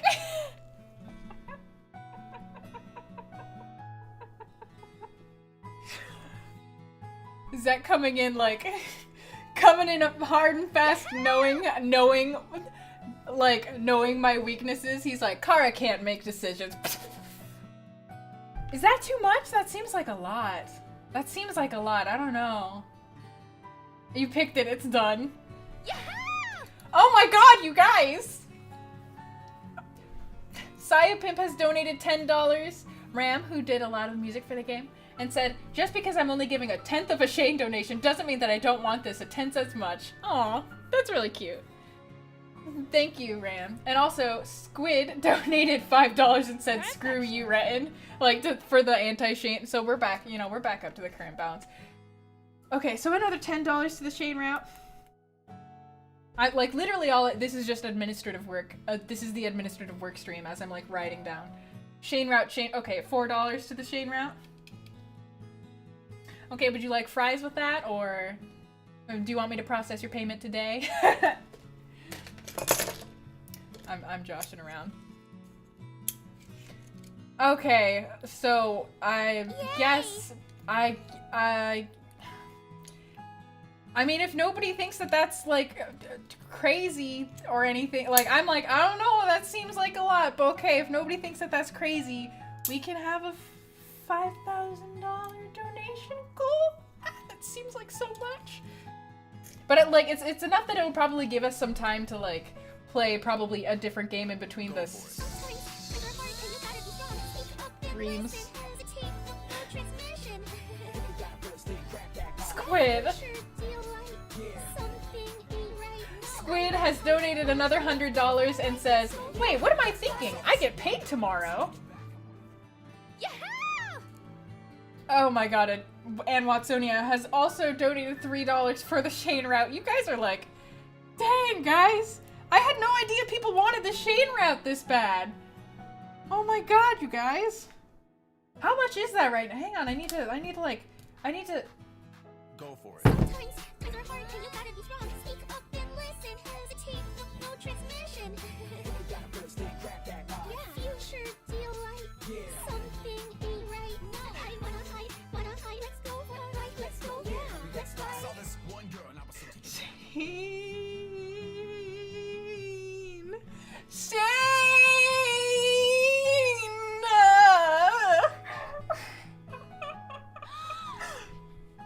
God, I'm like freaked. Oh, fudge. Okay. Shane donated $1,000 saying Shane route? Shane route. Thank you, Shane. God dang it. Okay. And Cliff donated $50 saying, I'll pitch in for Shane, also for a nice dinner. Give me a second. I need another piece of paper. I'm running out of paper space. I'm like, I don't want to miss any of the things because then the goal is gonna be. I think I can make a Streamlabs thing so that like it'll just be fine. I might just go do that. God, Shane, like what? I just okay. All right, okay. I'm gonna give me a second. I think I'm gonna try to do the thing. I can't. Oh, Shane. God damn it, Shane. God, Shane.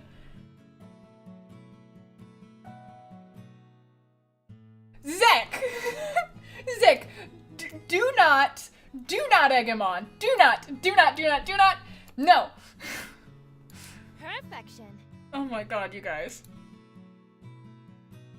Ice has donated another $10 and says, here are the last of my bits. At this rate, we'll reach the goal before the stream ends. By the way, good night for reals this time. Oh, good night, Ice. Thank you for popping in. I'm glad that you were able to catch the VOD and that you're able to catch the stream again. I guess, okay, let me think. How do I, okay, give me a second. I'm sorry to be doing this administrative work on the stream. I know that that's, like, rude.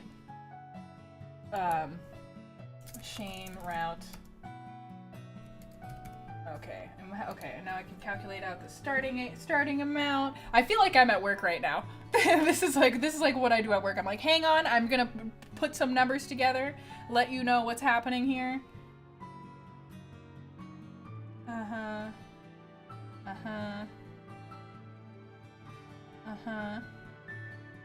Yay!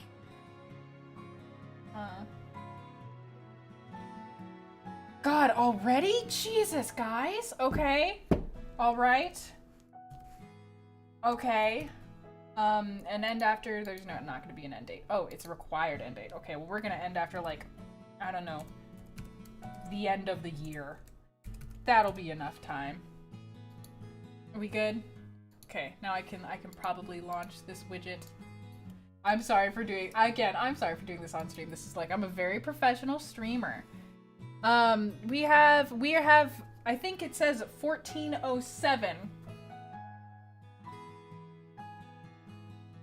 Shane! Oh, Shane.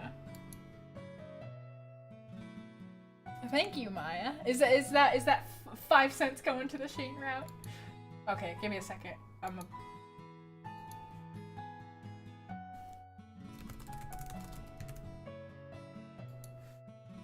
Whoops. That's right over my face. Boop. How's that? Does that work? Aha! There we go. Now we have a little thing here. And I'll just put it down here. There. Is that good? So now you guys can like know exactly where things are. And I think that I can go back and tweak it if for some reason it doesn't catch bits or something like that. I don't know. I can't even do it. I'm just saying that you guys forced my hand on this. Jared and Austin have donated to me before. So has Gerard. Shane. They have. I mean, not like Shane donations, but... Okay, cool.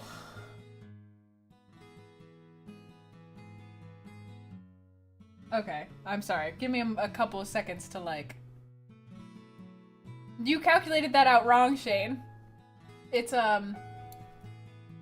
calculated that out wrong. 3,593. Yeah. Shane versus math. At a pause in my reading, I looked up to watch PBG on the field. A shock of color at the base of the bleachers caught my eye. Yeah, that was a really... yeah. It looked like some kind of metallic candy wrapper, and a pang of annoyance struck me. There was a trash can nearby. Why litter? But as I jumped down the steps of the bleacher and nearly slipped off one, it became clear that it wasn't trash. The colors changed as the angle of the light did. Yeah, Shane, you were more talkative than usual, and I was like, Shane's probably been drinking. But I wasn't gonna throw you under the bus and say that. I was waiting for you to announce it, for you to come to us. It was an iridescent purple figurine, itty bitty and a kitty. Was it Gerard's? He was the only person I knew who collected them. I held it up to the nearest student, who shook his head. I was free for a while, Gerard was really into the IBK scene, so if it wasn't his, he'd probably know who it belonged to. One problem. I had no idea where his room was. Conveniently, at that moment, PBG ran off the field to get a drink. Conveniently. I approached him, holding the kitty in front of myself like a talisman. When they're drunk, they can barely feel it. Nah, man, Shane. I don't throw my friends under the bus no matter what state of inebriation they're in. Hey! Hey, PBG. Do you know Gerard's room number? I think he dropped this. I held the kitty up again and it glimmered in the sun. Much like PBG just now, what with all his physical activity. Oh, Gerard was just here. It has to be his. I asked him to bring me my goalie gloves. I wasn't ready to take McJones's place today. His room is right across from mine. Oh, great! Thank you so much. Hey! Hurry it up, PBG. PBG groaned. It wasn't much of a break. See ya. Gotta go. Good luck!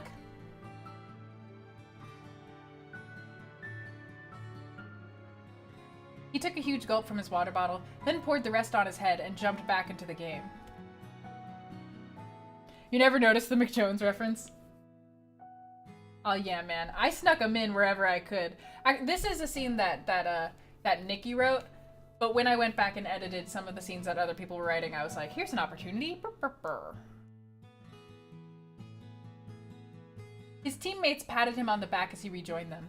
I placed the IBK into my uniform's Lilliputian pocket and headed to the Bluebell.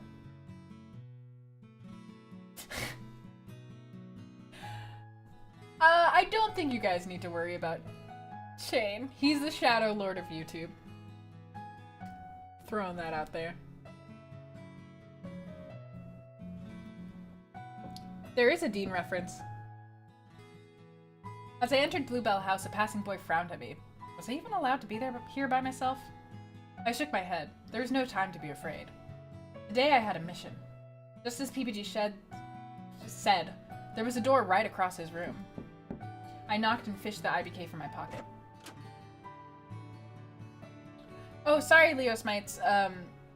You have to request permission to post links. Only subscribers have the ability to post links at will.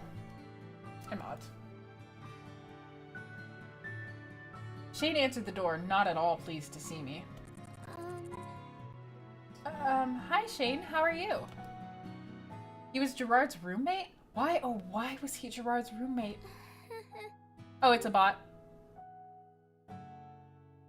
Well, wow, I'm really glad that, like, hey, now I can't do this, Cliff, without feeling weird about it. I'm really glad that we've protected each other. I tried to laugh to diffuse the situation, but it was weak. I felt like I was only making things worse. I didn't know what went on in Shane's mind. Yeah, Shane, what does go on in your mind? Thanks, CC. Why are you,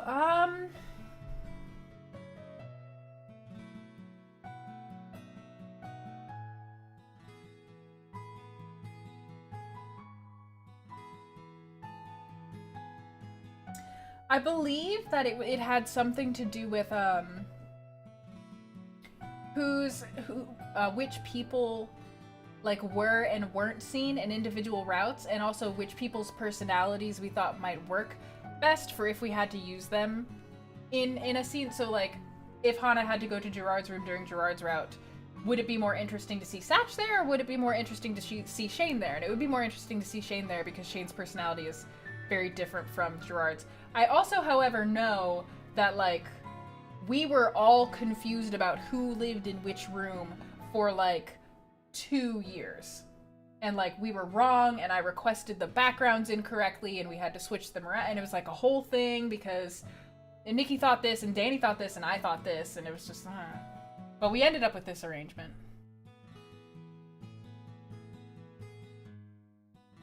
He looked at the IBK in my hands. Gerard should be back in a few minutes. Okay, I'll just wait in the common room. When he gets back, can you tell him to try and find me? I could read downstairs. Even if it took Gerard an hour to get back, I could keep myself occupied.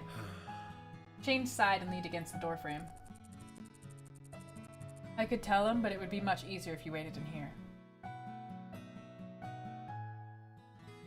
Yeah, like, I also thought that the sincerity of Satch works really well contrasted with, like, Jared. He put his hand out, gesturing me inside.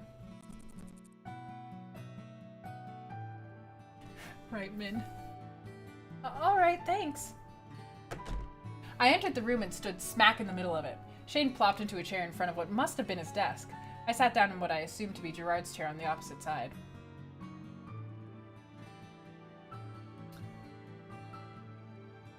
I'm pretty sure it's written down somewhere which Hidden Block people are roommates.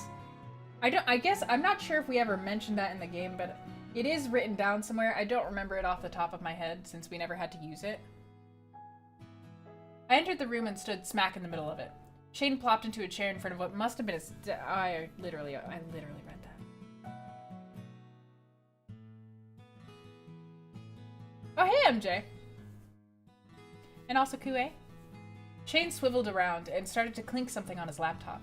Click something on his laptop. Seeing as he wasn't much for small talk, I turned to observing the room.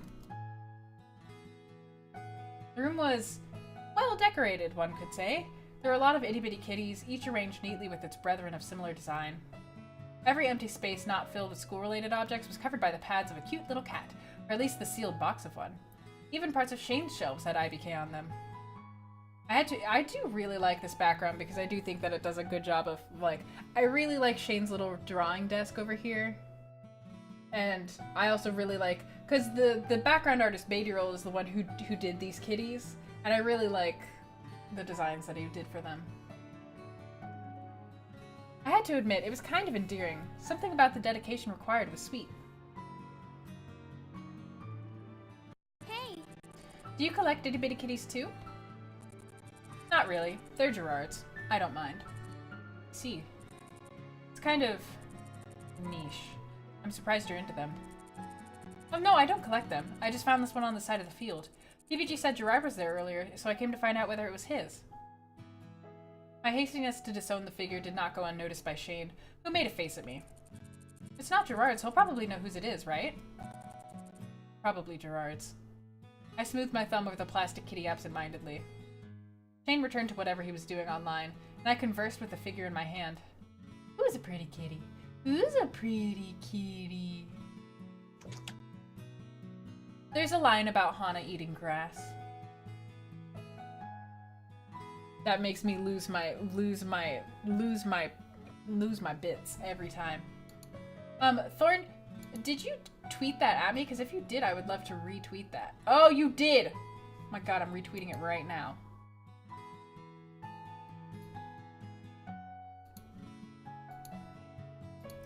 I love that so much.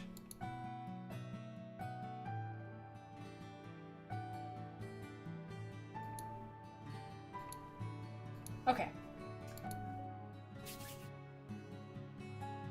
Gerard came back about 2 minutes later. Hey, Shane. Hey, Shane. And Hana? He held 2 coffees in his hands. Suddenly he turned pink. And what are you two doing in here? Alone. Together. We're not doing anything. Hana was looking for you. Really? Really? How can I help, Hana? He gave a coffee to Shane and offered the other one to me. Here, take mine. I would have gotten you one too if I knew you were here. That's really nice of you, but no thanks. I just came to see if this was yours. For what felt like the 10th time in the last half hour, I displayed the itty-bitty kitty. Oh, wow. Oh yeah! Gerard almost dropped his coffee as he leaped forward. I lost this today. Where did you find it? It was near the field. PBG told me you were there earlier, so I wanted to give it back to you.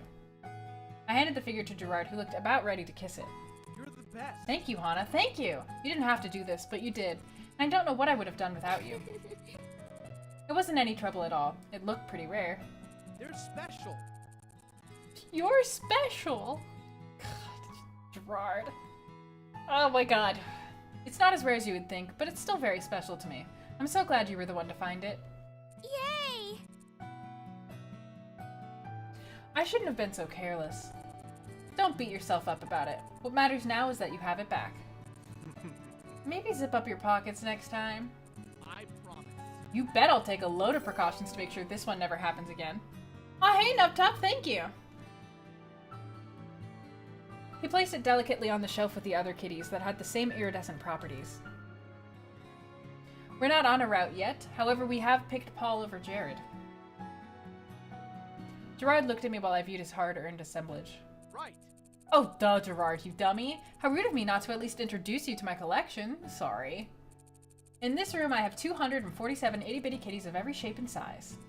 This is the newest set, the Catastrophes. They're banned. They're really popular right now. I traded my rare extras for these the other day. The one you brought back to me is from a set of 4 that are called Opalescents. Currently, they're the only shinies. They were so pretty, my gaze fixated on them. I'm just missing the last Opalescent. It's a purple one, Princess Pumpernickel. I've tried everywhere, but no one has them in stock. But there's only 3 copies in the world, so it's not really surprising. It's more surprising that I managed to get these ones. I have one of the most complete collections in the world. People think that the Kitties Company gives me the newest figures, but I earn all my IBK. I can tell this took a lot of hard work. I'm amazed how much effort you've put into this. Is it legible, the bar on the screen? Is it legible? Do I have to, like... Do I have to... Whoop.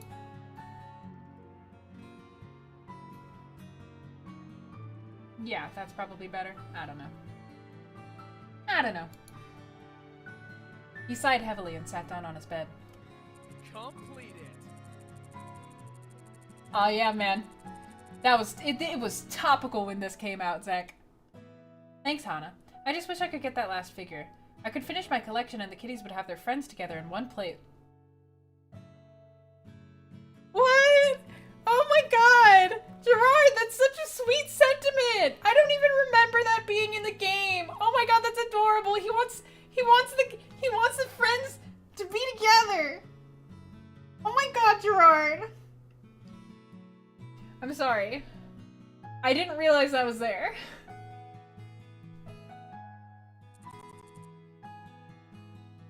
I wish I could help. Don't worry about it, Hana. This is my battle to fight. I nodded, then glanced at my watch. See you later. Oh, I should go. I really wanted to finish my book today. But if you ever need help, I'm here. I mean, yeah, I did play, I know everything that's in the game, but I haven't played it in a year. I don't remember every line. I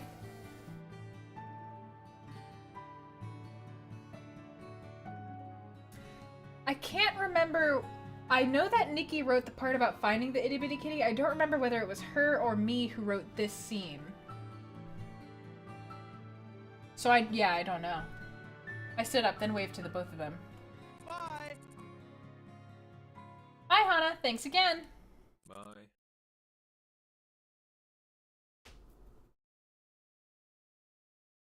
Shame. See ya. Thankfully, I managed to finish my book. It took more time than I expected, though, and by the time I got back to my room, it was dark outside. When I opened the door to my room, the lights were off. I flicked them on, and the huddled form of Mai hugging a stuffed purple bear appeared on her bed. So, like, the stuffed purple bear is because ever since I was a kid, I've had this, like, little... I've had it's called a doodle bear. And I've had 2 stuffed animals ever since I was like a really, really young child. And one is a stuffed dog named Spot, who's very battered. And when I was little, I could hug him. Oh, thanks, Tina. When I was little, I could hug him and like my whole body would cover him. But now he's literally like this big, so it doesn't work.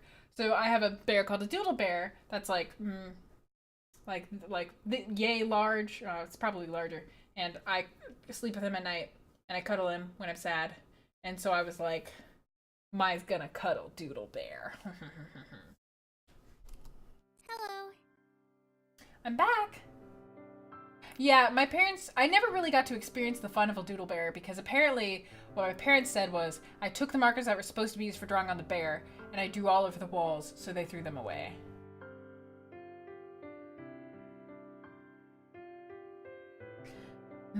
It remains to be seen, Retin.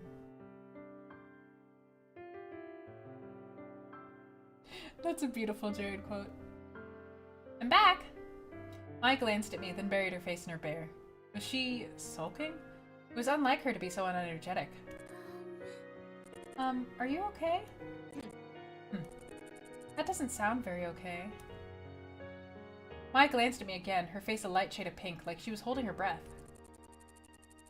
You know, you can tell me anything. You've helped me out a lot, so it's the least I can do in return, right? Besides, we're friends.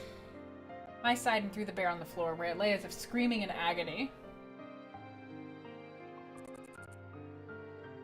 It's not fair. She sighed again. Yeah! Allie has donated $10 and says, supporting the Shane route? What, me? No. Love you, Cara. Thank you, Allie. Shane route's gonna happen way sooner than I think, I bet. I know it's terrible to think like this, but even though I'm really happy for you getting to be friends with those guys, it's just not fair. She sighed again. Yahoo! Those guys?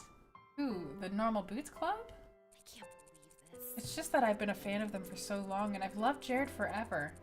And then here you come out of the blue with your pink hair, and just like that, you're friends. She snapped her fingers in front of her face. Yep, that's my snap. It took me a long... I was like, freaking, how do I get the snap to work? But here I've been trying this whole time, and Jared didn't even know my name.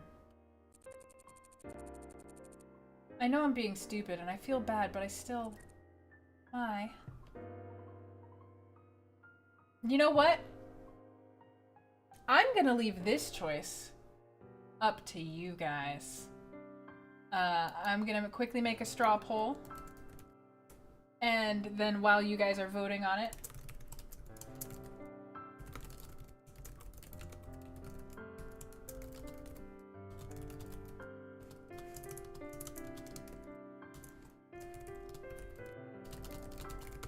And while you guys are voting on it, I'm gonna go refill my, my lovely soothing tea.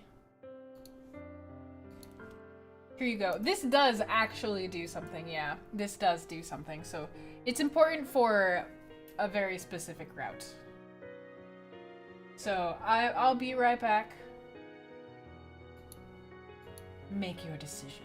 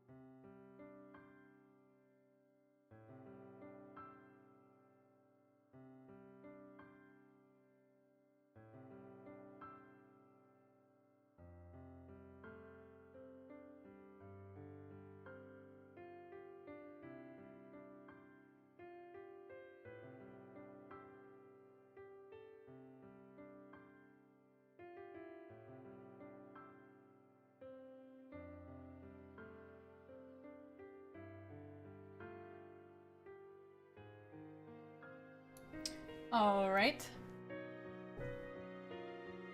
I have my tea in this mug.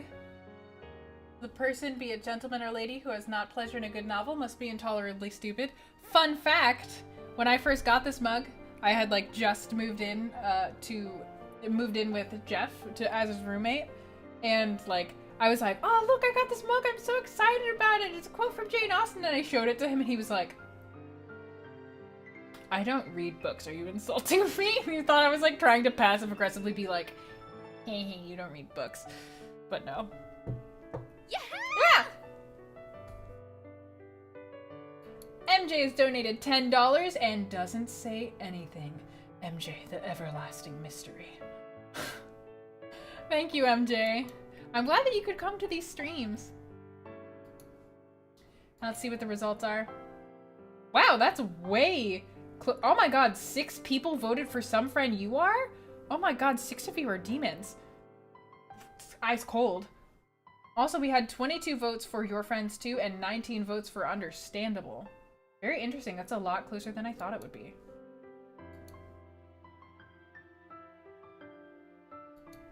I'm a demon.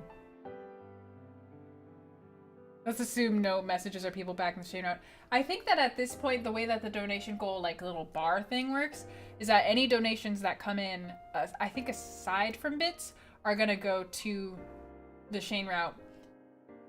But I think if anybody does want to donate in bits, and you say that it's for the Shane route, then I'll just write it down and I'll go back in after the stream ends and add that in so that we know whether, you know, whether we reach the goal. So, they're your friends too. You said we're all demons, I thought it was a suggestion. That wasn't Jeff being cynical. I think it was more like, because we had rated demon. Oh my god. Donated $1 and said, I forgot to leave a message because I'm pulling an all-nighter right now. Oh, okay. Well, that makes more sense. You very mysterious rated demon. Who are you? I don't know. What are you referring to? Whoa. But no, it wasn't him being cynical. Like, I'm pretty sure that was less than a week after I had moved in with him. And like, I'm not sure how many people know this, but when Jeff and I decided to be roommates, we were pretty much strangers. He just knew that I was working on Asagao and that I was a friend of Danny's, and that like she said I was okay, and all I really knew about him was like, you know, he made YouTube videos and he was friends with Austin and Danny, and they said he was cool. So it was like definitely a kind of like, we're meeting as strangers, and so it is kind of weird for one of the first things for me to be like, haha, if you don't read then you're stupid. And he was like, are you that kind of person? Is that, or like, are you serious about that? So that's all it was. 47% of this chat are too agreeable. Min Nugget has donated $2 and says, my meager donation for the Shane route. Every little bit counts. Thank you, Min. Mai smiled weakly at me. They wouldn't be my friends if it wasn't for you. The first time that I met Jeff, which was at SGC 2014, that was when I noticed his cheekbones. Like, I looked at him, because I don't think that I had ever watched his videos before. And I looked at him and I was like, oh my god, what are your cheeks? Like, what is your bone structure? Like, what is happening right now? Oh my god. And I didn't really get to talk to Jeff very much. But, like, full disclosure, I did end up getting, like, I had only just turned 21. I ended up getting the drunkest I'd ever gotten at that point at SGC. And even though Ian and Jeff did not know me really at all, they were, like, following me and Danny around, making sure that we didn't get into too much trouble. So that was how I was like, I'm pretty sure that Jeff's a really good person, so. Shane! Oh my god, Shane!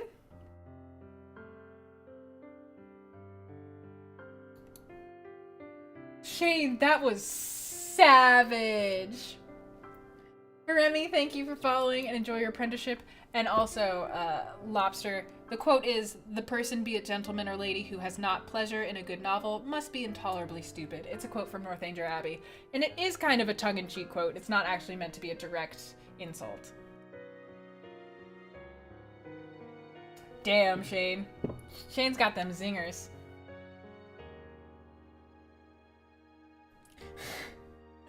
Shade Gill. That was great. Shade Gill, mine.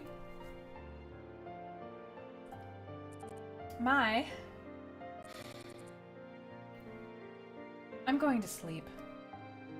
She turned over and closed her eyes without even taking off her uniform. Disclaimer, I like Jeff.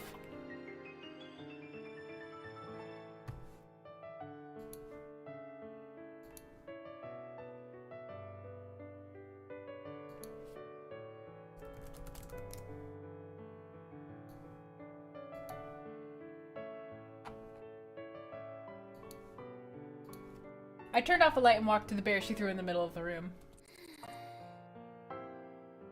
I'm sorry, too. I said it quietly, but even as the words left my lips, I knew they were a lie. Despite our slight confrontation last night, Mai was as peppy as usual the next day. It seemed like there was no reason for me to worry, but that didn't mean I didn't. The bell rang and class started. Miss Shizuka wrote origami flowers on the board in an ornate script, then turned to glare at the class. The flower festival is only a few days away. It's time again to start folding flowers to sell for the school. My Arin, thank you for following and enjoy your apprenticeship.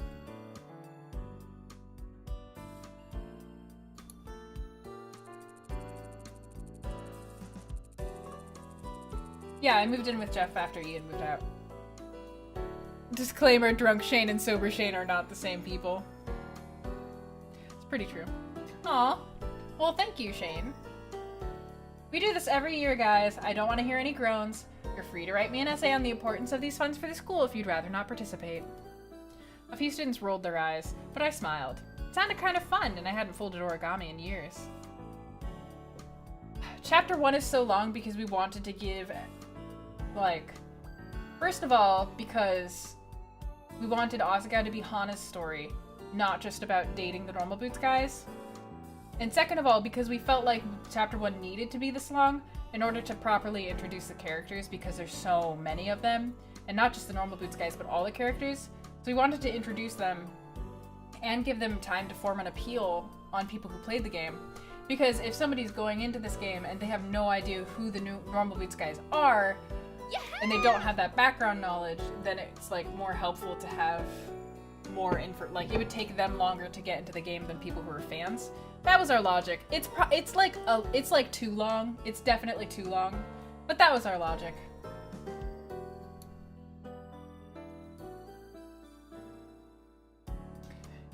Shane! Oh my god, Allie. No, Allie, do not stream this in one sitting. You will literally murder your voice. Don't do it. Also, Dilithium Dragon. Oh my god. Your username. So good. Donated $5 and said, "Hey, I'm totally here for funding the Shane route. By the way, I love the way you quoted Asagao Academy. It was fascinating to look at that. And thank you for creating such a wonderful game." No problem. Thank you. And Jordan Bros, thank you for following. Enjoy your apprenticeship. Ew.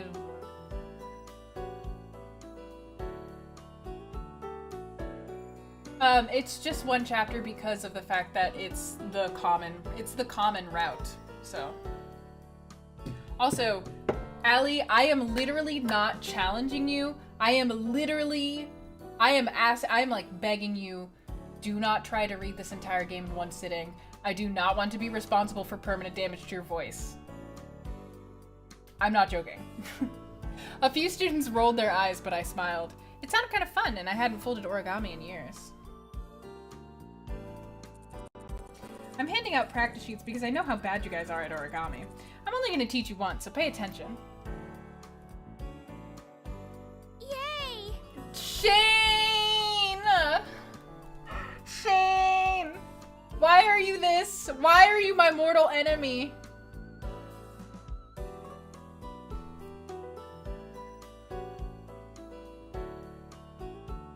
Shane's already challenged 100 people to a hug contest, so... Rated Michael Jackson donated $2 and says, "I need to donate because Shane is trying to prove his route is better than the rest." Yeah! Thank you, MJ. Syrian dude donated $5 and says, I finished my food so fast, so I grabbed my computer to donate because that wicked burn Shane gave Jeff. Anyone got some aloe? Oh god, that was savage, Shane. Thank you so much, Syrian. Also, hi Todd.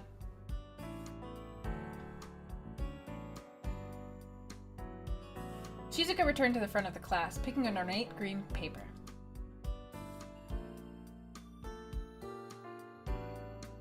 As she instructed the class, I realized that these were the most basic version of origami flowers. I was already familiar with them.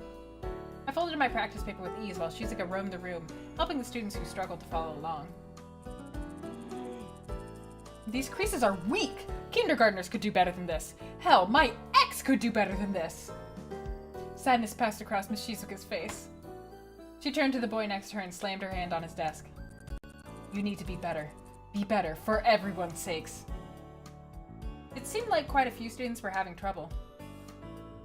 See, that's what I said, Todd! I went to the front of the class to get some new paper, passing John on the way to my seat. His paper caught my eye. You folded this the wrong way. Your flower's gonna be narrow if you keep going. I'll be honest with you, Hana. I have no idea what I'm doing. Help me. Shane.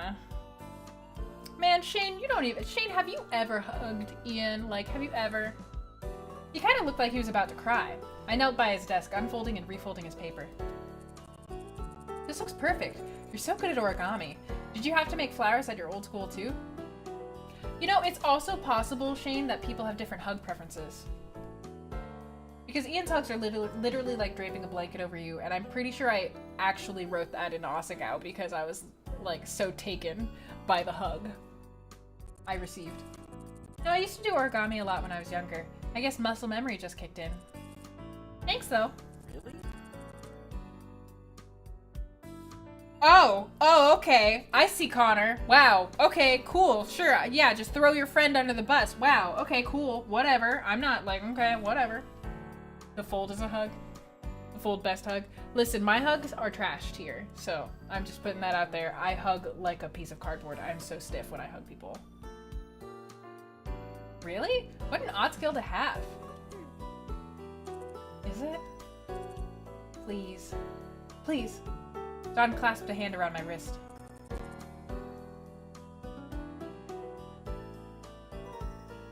Shane, why are you saying that? Because I'm also a bony person. You just insulted so many bony people, Shane. Impressively low scoring.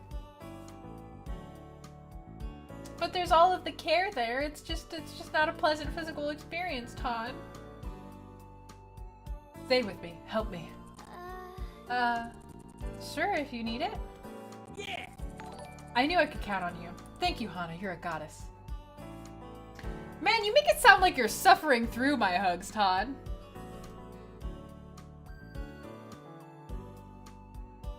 Aw, thank you, Min. Man, I used to feel so bad. I had so many of my lady friends put their heads on my shoulders because I'm just taller than them, so they would rest their heads. And like, I literally just... Okay, you can't see it, but I literally just have my bones, like my collarbones, just sticking out, and they would rest their head on it, thinking it would be comfortable, and then they would sit there for like maybe 5 seconds trying to be polite, like, oh no, this is comfortable. I just needed to participate in this conversation, so I have to turn my head and not rest my head on your shoulder again, forever, ever again. And I was always like, I'm sorry. I spent the entire rest of the class period slowly doling out lessons to John and PBG. I offered to help Shane, but he turned away from me, instead watching over John's shoulder. My best hugs are with words. I guess I can accept that. You can't be good at everything. I kept my movements large and exaggerated so he could see too.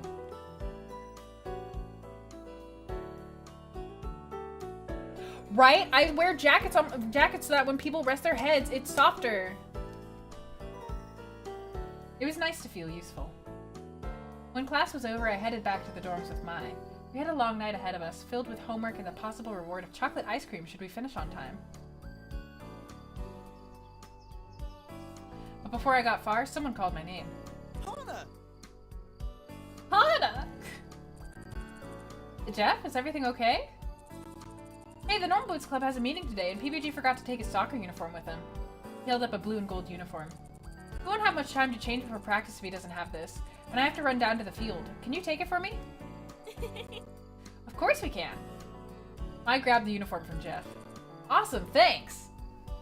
He dashed towards the field. My turn to me, victory running through her face. Yay! Finally! A chance to see Jared in his element. Come on, Hana, we've gotta hurry. We approached the Normal Boots Club room, hearts thumping nervously. At least I assumed Mai's was. Judging by the way she was fidgeting like a hummingbird on acid, it was. We stepped up to the door and were about to knock when I heard my name on someone's lips. Hana! I froze and turned to Mai. Her face was lit and she pressed a finger to her lips. She leaned in closer to the door and I followed suit. Dude, I think it's fine. What do you think she's gonna do to us? You need to calm down. No. But it's so pink. No one has hair like that. People can't choose their hair color, Shane. That's a really poor reason to judge someone.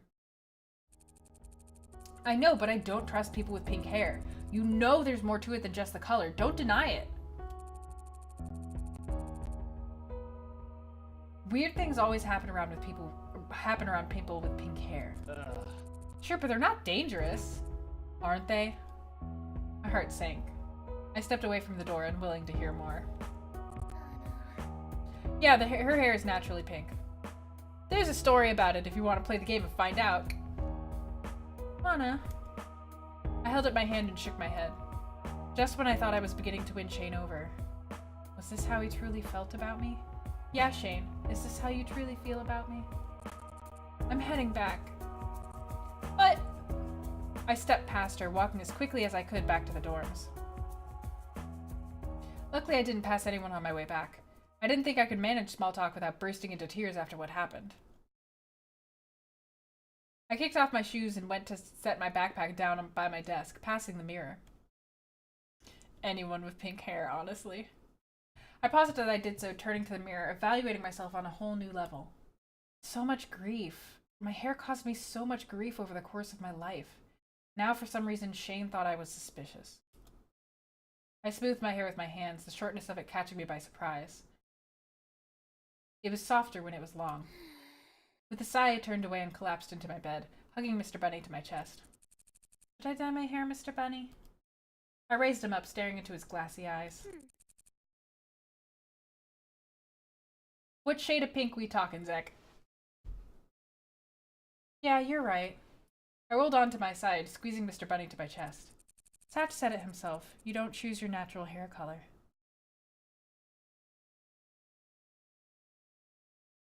Mr. Bunny was small against me, and I smiled at him. At least he still liked me. Shaking my head, I went to my desk. I had better things to do than mope.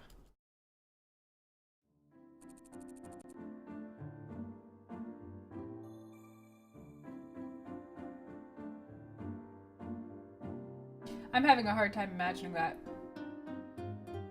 To be honest, most of the reference that I have for pastel hair are with people with darker skin tones.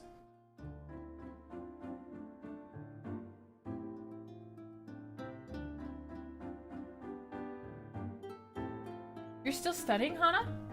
I took my headphones out of my ears and turned to Maya. Our plans for that evening were postponed, and I silently thanked her for not pushing me to keep to them. I wasn't in the mood anymore. Yeah, it's only been a few hours. You haven't moved since I left the room last night. She climbed her bed and dangled her hands off the side. I always thought that if I ever dyed my hair a color... I'm sorry, Zach. I always thought that if I ever dyed my hair a color, I would dye it lavender. At least take a break, okay? Well, I have been meaning to return the book I checked out. It was overdue and I had to do it at some point. I was going to do it today, but after what happened, it was the last thing I wanted. I didn't make it any less overdue, though. Uh-huh. What would you dye your hair to, Todd? Go do that. Meet me at dinner afterwards. If you're going to spend the rest of your life studying, at least be nutritionalized. I stretched, bending backwards to apologize to my back for the hours of arching over a desk. I would have a hunchback by the end of my school career, I was sure. You're right. I'll go. I'll see you at dinner. It was pretty late when I got to the library. No one came at this time unless there was a term paper due. Since it was still relatively early in the year, the room was barren. Satch was working the desk, as I expected, but he was joined by PBG and Paul. What kind of blue?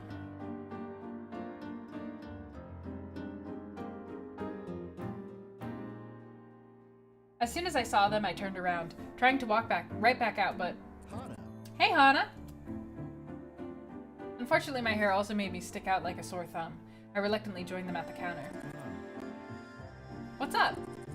Not much. I'm taking a study break to return the book I checked out. I took the book out of my bag and handed it to Satch. That book. I can't help but notice you're reading The Princess Betrothed. It's good, isn't it? Yeah, I never would have read it without Satch's suggestion, so I have to thank him. He nodded and put the book on the to-be-sorted shelf. No problem. I don't work in the library for nothing. I have another suggestion for you if you need one. No thanks. I want to get back to the dorms.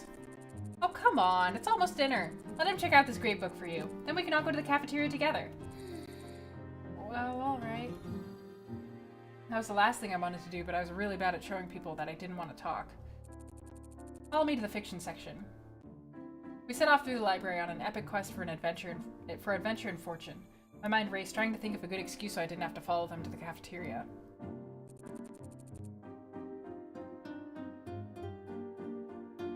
Here it is, the Banana Club. He pulled a bright yellow book off the shelves. The Banana Club was written across it in a bold font. Now, I know it sounds stupid, looks kind of stupid too, honestly, but trust me, one of the most moving books I've ever read. The ending crushed me. He put a fist to his mouth and blinked rapidly. Don't cry now, Satch. I'm gonna stop before I spoil everything. He handed the book to me and I gazed blankly at the cover. Thanks, Satch. And, Hana?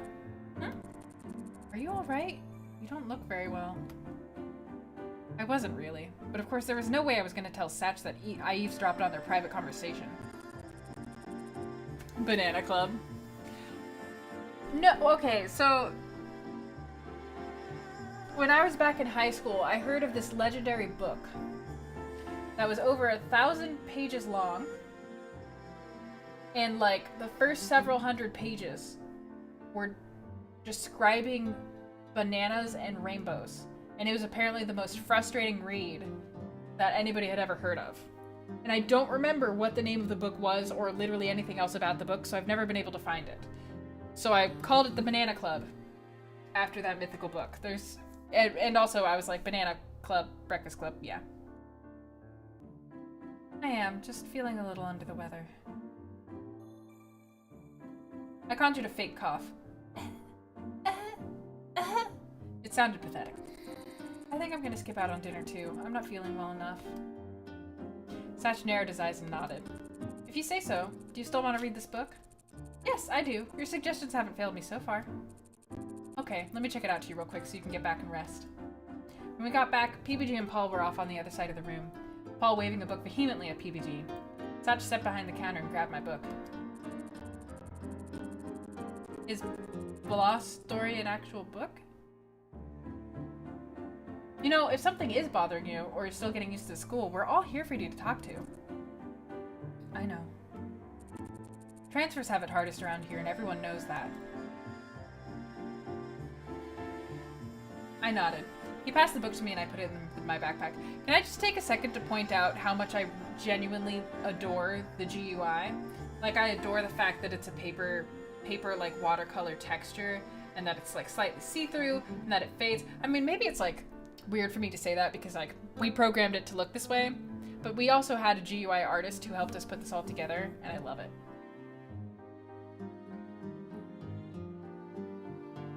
That sounds hilarious, Shane. Just don't be a stranger, alright? I won't. Thanks, Satch. I'll see you tomorrow. I waved goodbye to him and made my way back to the dorm. Somehow Satch always knew when I was upset, and how to make me feel better. It helped that Paul and PBG weren't acting any different to me than normal either. Maybe it really was just Shane with a problem. Whatever problem that was. Hana. I wonder how far we are. Oh god, we're almost there.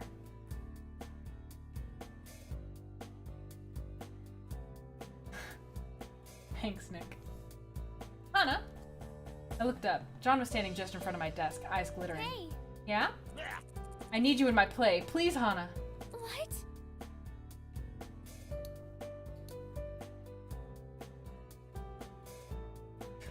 That's a beautiful review. I love this. I love this. I love this. I want a copy of this book. This sounds amazing. I want a copy of that book so that, like, I can leave it out on a coffee table if I ever have guests who don't already know me at my apartment, and I can just be like, oh yes, I am very interesting. Aesthetic. Huh? John grabbed my shoulders, his arms shaking so much I felt like I was vibrating. The drama club. Our play this year, we're doing Romeo and Juliet.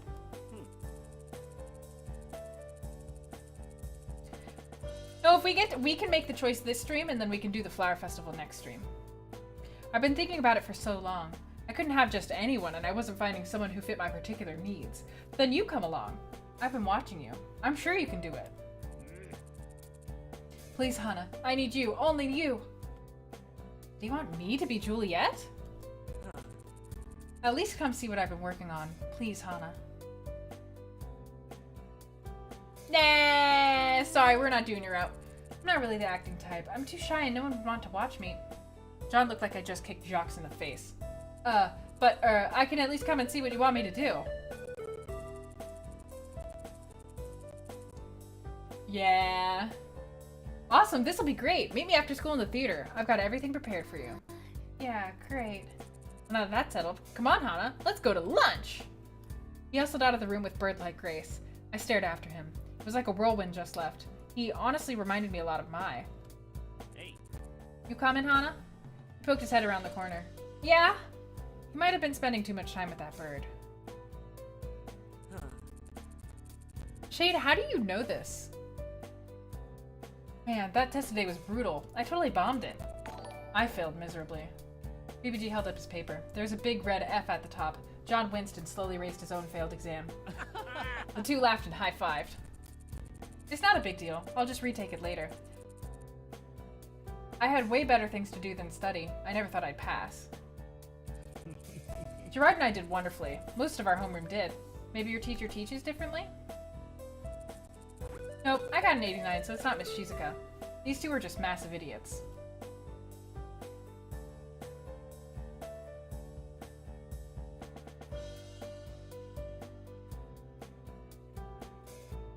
Bless your heart, Shane. Bless your heart. Bless. Jaden Riley, thank you for following. Enjoy your apprenticeship. Also, Don't Ask, thank you for following and enjoy your apprenticeship. Awesome! Wow, that's awesome, Shane. It's like your mind is just made for facts. You totally deserve it. Did you get your 97 raise, Gerard? That's not like you at all, Gerard. Yeah, I got my 100. To be fair, I would have gotten 100 like normal, but one of the questions could be answered in 2 ways. I told the teacher and he changed my score accordingly. I think you got a couple points too, Satch. You had to have that 100, didn't you? Did you get a completion bonus? I get to take a lot of crap from you guys. That's more than enough to make it worth it.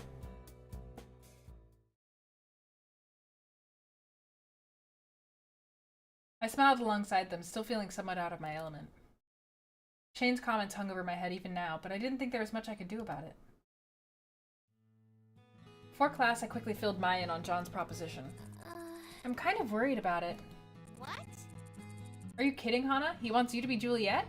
Oh, he wants you to be Juliet! Aw. And he'll be Romeo. That's so romantic. He's totally hitting on you.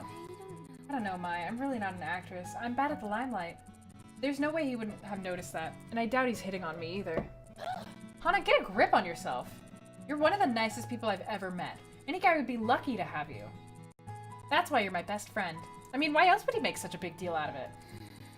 He did seem upset. He might have a point. John is Romeo and me as Juliet.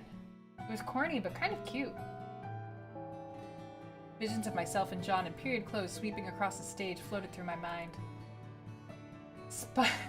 Spotlights glistening in his hair. He leaned in towards me. On guard! Romeo, my love! Juliet, this isn't how the story was supposed to go. Romeo! Ah! Oh, what's wrong? Nothing. Sorry. Is class over? Yeah, you're going to the theater, right? After that daydream, it was hardly like I had a choice. Bye-bye. I'll see you back at the dorms. Bye. Bye! It's okay, Hana. You can do this. The theater is here, right? Right? Ian as Mercutio.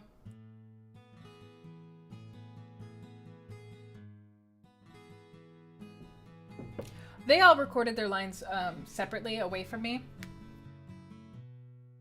I know that Ian had a little bit of a hard time with his grunts, like distinguishing them. Most of them just sounded like a pirate. Which was cute. The door opened into a gorgeous room with bright red seats. John was down on the stage, his arms flung to the ceiling. Doth thou protestations relinquish mine famine? Nay. Nay! Jocks, you've got to have a little more intensity. Mercutio. Did you, Shane? Recorded them an hour before you had to leave for a flight? That's interesting. Don't you want to be famous? Nay. Why, you little... Excuse me? Hana! Hana! His voice shot up several octaves. Come in, come in, come in. He leaped up the stairs, grabbed me by the hand, and pulled me into the room. I wasn't sure you were going to come. Thank you so much. You were really the only person I could trust to do this. About that, John, I don't know about this. I'm really not an actress. There's no way I could be Juliet. Huh? He stopped pulling me. Who said anything about Juliet? Didn't you? No. No? That wasn't the part you wanted to talk to me about? Oh no, of course not. You're right, you're not suited to Juliet at all. Ouch. He ran backstage, returning with a large inflatable bag. Actually, I wanted you to be... Drumroll, please, Jacques. Da-da-da-da-da-da-da. He tossed the bag on the stage. The crumpled plastic unraveled, revealing... Yeah! A tree! Tree. You're perfect for the part. You're so shy and quiet, and you have an impressive ability to stand still for long periods of time. The other day in class, you stared into space for almost 20 minutes straight and didn't move a muscle. Oh. Of course. Why would he want me to play a lead role? It was obvious I wasn't cut out for that kind of thing. Wanting to play the roommate Romeo to my Juliet. How ludicrous. What's wrong? Of course I wouldn't be able to play Juliet. No one would think I could do that. Well, it's not that you can't. But John wasn't trying to be mean. He just didn't seem to get that it was insulting. I'll think about it, okay? But I think I'm gonna go for now. You say so. Be sure to give me your answer soon. I'm so ready for this. It's gonna be the best play yet, especially with Jacques as our Juliet. I love you. Goodbye, John. See you later. See you later, Hana. Hana as a tree. How awful was that? I shut the door to the dorm room, not wanting nothing more than to collapse onto my bed. Hey, what's up? Hey, Hana! Mai was laying on her bunk upside down, her red hair spilling over the side. Something glinted in her hands. What are you doing? I'm cutting out little blossoms. See? Oh, happy dagger! She held pink cherry blossom to the ceiling. It's so your senpai will notice you. What are you even talking about? You know, senpai always notices the girl when she's outside surrounded by a shower of cherry blossom petals, the wind blowing in her hair. Bingo. It's a super rich college. It's a super rich academy. It's for literally the richest people in the country. Of course it's gonna be large. Your guy will definitely notice you with these. A flash of anger ripped through me. Why don't you just save them for yourself? Jared will never notice you without them. I turned on my heel and stalked out of the dorm room. It was because of stuff like that that I thought John was trying to... No, it was stupid of me to imagine it could happen in the first place. I stepped out to the front of Poppy Hall, the crisp evening air wafting against my face and cooling my skin. A faint tinge of smoke threaded its way into my hair, reminding me of days spent cooking with my father. So stupid. I headed for the field, my stomach sinking with every step. I shouldn't have snapped at Mai. None of this was her fault. And she was being so nice to me, and I said that awful thing to her. She was never going to want to be my friend again.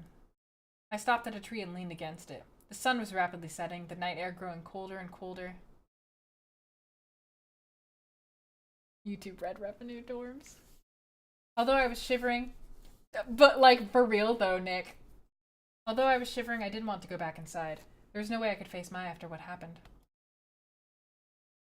What a terrible person I was. I sat down and hugged my knees, pressing my head into my arms.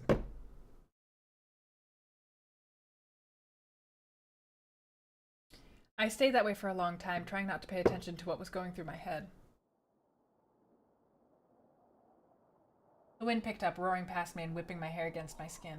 It was so loud I didn't hear the footsteps until they were right next to me. I looked up. Mai, I'm so sorry. I shouldn't have snapped at you. I was just upset because I thought John wanted me to be Juliet, but it turns out he wants me to be a tree. I shouldn't have cared so much about it. I'm really just an awful person. Mai let out a peal of laughter. That John, he doesn't mean anything by it. Well, that is something he would do. He's nice, but he can be a little clueless sometimes. He sat next to me and wrapped an arm around my shoulders. Together we huddled against the rough bark of the oak tree, so much shelter from the wind. Mai, love me. Love Hana. Be in love. You remember what Shane said about my hair? Mai's arm tightened around me. I've been on edge ever since. I don't know how to face them, even when they're being nice. I'm so afraid they hate me. I'm sorry I'm such a coward. Well, it's okay. We're all cowards sometimes. Maybe we should just approach our problems directly instead of coming at them from the side with flowers and friendship. You want to join the Normal Boots Club, don't you? Yes? Well, I want to date Jared. Neither of these will happen if we keep avoiding the stuff that makes us nervous. Yeah. If we want something, we should go get it. We shouldn't... Look, just because we're used to waiting for things to happen to us, doesn't mean that they're always going to happen if we're patient enough. Hana, if you want to join the Normal Boots Club, you have to keep moving forward. Strongly, without fear. Without looking back, right? Yeah. And the same goes for you, Mai. Yeah, it does. I rested my head on Mai's shoulder, thankful she was taller than my paltry 5'2". Lay her head on top of my own. Yeah. I think I'm going to try harder. Nothing good came of me avoiding my problems. And being a coward.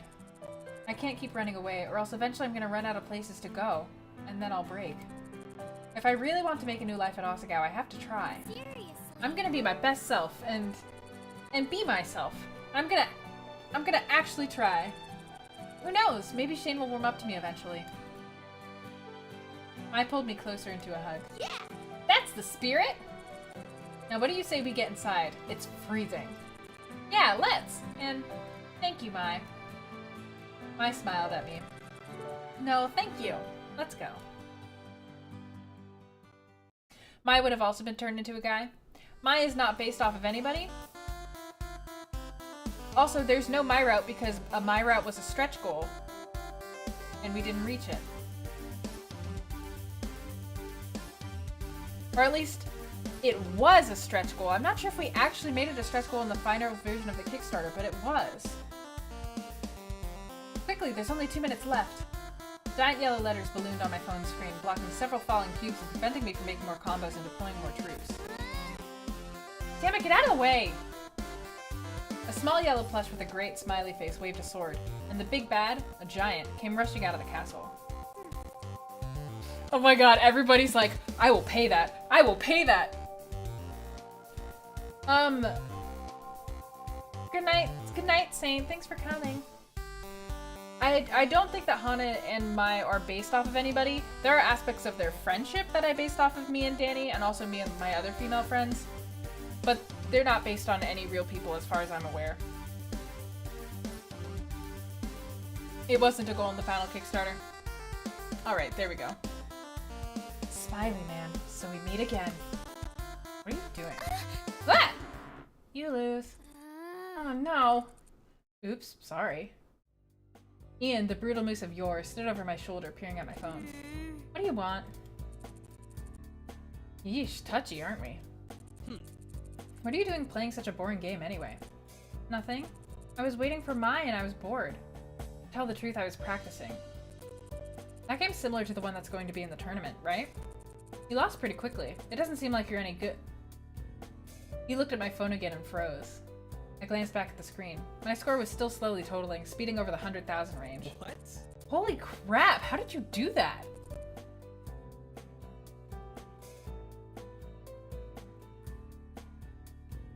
I didn't pick the amount, Shane. Do what? Your score. That's incredible. How long have you been playing this game?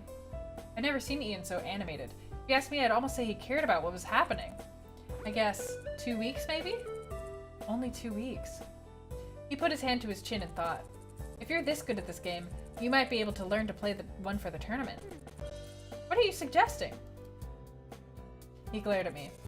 We both know you'd love to join the Normal Boots Club, and they need someone to fill puzzle games during the tournament. You need to join the team. I gazed at him, trying to read his face. Could he be pulling my leg? It was possible that I was actually much worse than average, and he wanted me to join the team to drag down their score. A dirty move, but I wasn't sure Ian wouldn't do it if given the chance. Ian sighed. Look, at least give it some thought. That was impressive, and I wouldn't mind having some competition for once. He turned on his heel and ambled to his seat. What's that about? I told her what just happened. Really? He thinks you have what it takes? That'd be awesome, wouldn't it, Hana? Isn't this exactly what you wanted?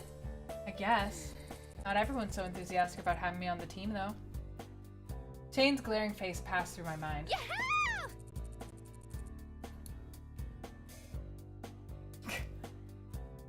Squid donated $5 and said, this right here is to go towards the Date My stretch goal. Thank you very much, Squid, but that will not work this time. Instead, it's going towards the Shane route. Thanks, Squid. I'm sure if you proved yourself, it would be alright. What are you gonna do? We're gonna go with I'd like to try. Even if I fail, I'm gonna work hard and give it my best. And maybe I can even make Shane and the others accept me. Now's not the time for me to sit around and wonder what else I can do. Yeah! What? Oh god, I thought a donation happened. It was just my screaming, right? Yeah! That's so distracting now. There's my girl. Oh, Hana, you're catapulting through the sky like a shooting star. Bless.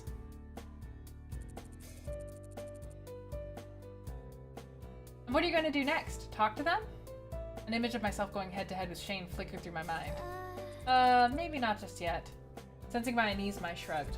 Well, don't worry about it too much. Ian's part of Hidden Block, after all. It wouldn't help him to have competition. And besides... Shizuka stalked in, looking furious. Turn to page 394. And that was the end of that. Finally, class was over. I gathered my bags and joined Mai as she headed to the door. Hana? Shane stood before me, shifting from foot to foot. Can I speak to you? A lump formed in my throat. What did he want now? Sure, Mai, go on. Sure. Mai, go on ahead. If you say so. Yeah! With a worried tone in her voice, Mai left us alone.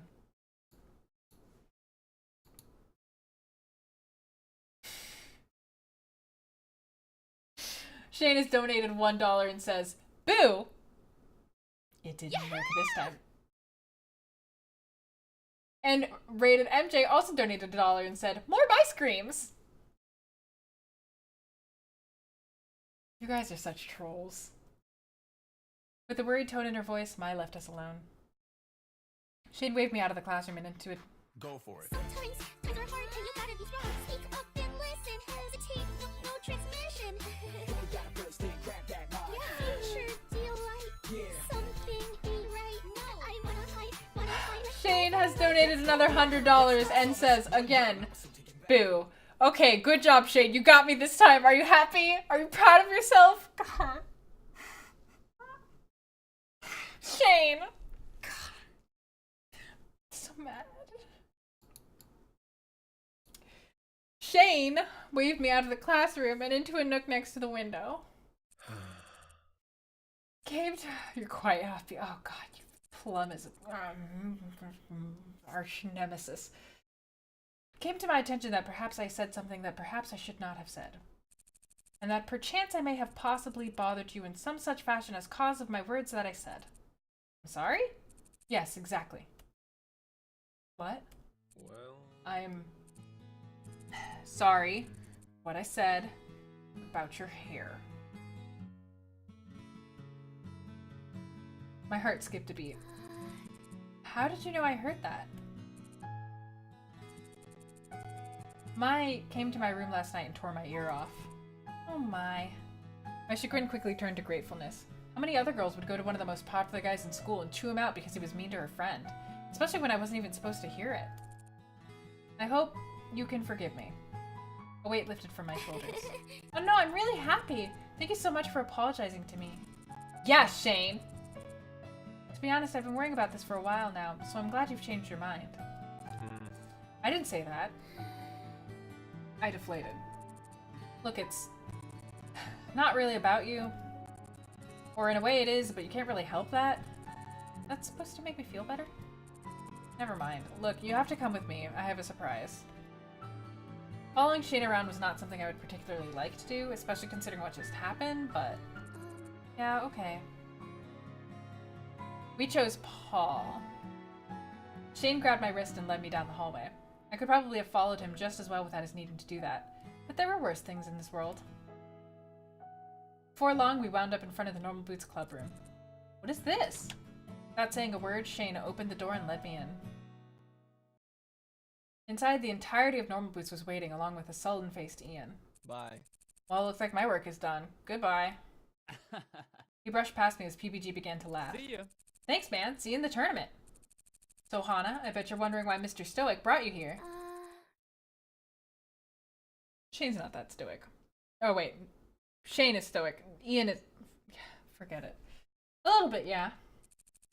As you know, there's a tournament that happens each year in early spring. This year, the tournament is in about a month and a half. We each compete in various events. It used to be an easy win, but with Hidden Block around, things changed. We want to keep our competitive edge. Something happened last year that made it so we no longer have someone competing in the puzzle category. I stand by my decision. So we need someone to take John's place. I don't understand. That's hilarious, Todd. We all have different categories we're entering into, and half of us have jobs or other clubs we're busy with. We can't exactly take more on. For example, I compete in the invention and game design category. I play retro games, get a higher score than the Yellow Fellow by the end of the level, that kind of thing. I play pinball in the machines the arcade provides, and it's the same thing, really. Shane does Mario Kart racing, or at least he will this year. I do completion speedruns, so I gather and accomplish everything in a game as fast as possible. It's just as draining as it sounds. We compete in tag team 80s and 90s arcade beat-em-ups. Specific, I know. And I dance. We each have our own fields, and we can't take the time to learn a new one. So Ian told us how good you are at Dumbadoom's Revenge. He suggested you enter the tournament as a member of the Normal Boots Club. Really? Really? Why on earth would he do that? He's won that event every year he's gone to school in this district. He wants a little challenge this time around. Just because we're rivals doesn't mean we're not friends. Anyways, we voted on whether you should join the club, and well, long story short, we've got a compromise. You enter the tournament, and if you win, you get to join the Normal Boots Club. If you lose, well, you don't have what it takes. What do you say? This was amazing. This is exactly what I wanted. This was my chance. I don't know. If I lost, didn't that mean I would lose their friendship too? I'd be a laughingstock, and I'd be left alone again. Hana. Mai? You should accept. But where did you even come from? Don't you remember what you told me? No more giving up. Yeah, I do. Okay, I'm going to try. And that was how I got the opportunity to join the Normal Boots Club. If I could win my event for the tournament, I would officially join the team. If I didn't, well, if I didn't, the club would be more likely to lose the tournament, and I wouldn't get to stick around. It was scary, but if I succeeded, it would be worth it. I couldn't sleep at all that night, so when morning came, I put on my uniform and headed to class early. For once, I was eager for the mundane classroom environment. I hoped it would still my racing thoughts and help me come to terms with my amazingly good fortune. Therefore, I was sitting at my desk, falling slowly asleep, when a hand slammed upon its surface. Listen up! Ah! I scooted my chair away from my desk. Shane glared at me. If you're really competing with us in the tournament, and I still can't believe that's happening, then you had better not let us down.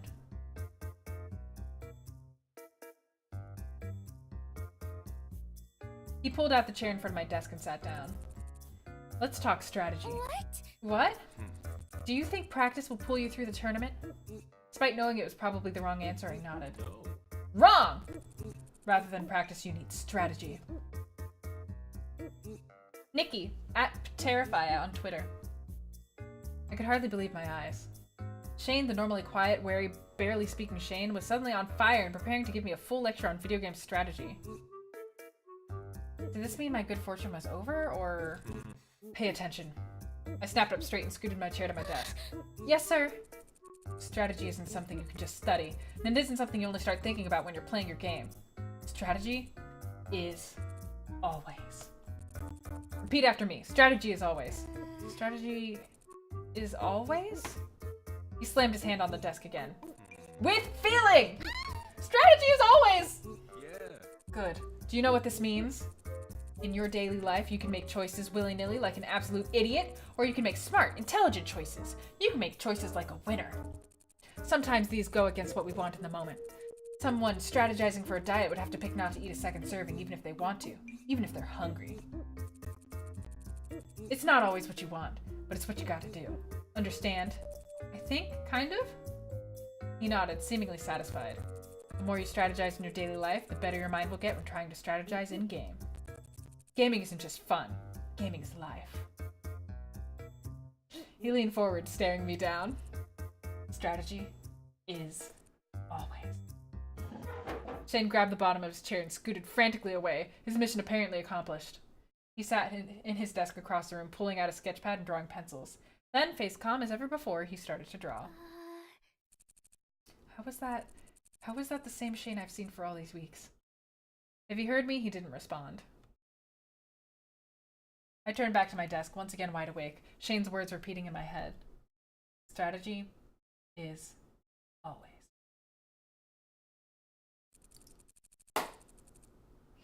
Hey, it's time! Should we make the choice today? I had no idea that strategy is always would become a thing that people like to shout at each other. But sometimes people just will randomly shout that at me, and I'm like, cool, I'm glad that strategy has always worked out. Who came up with strategy as always? Me.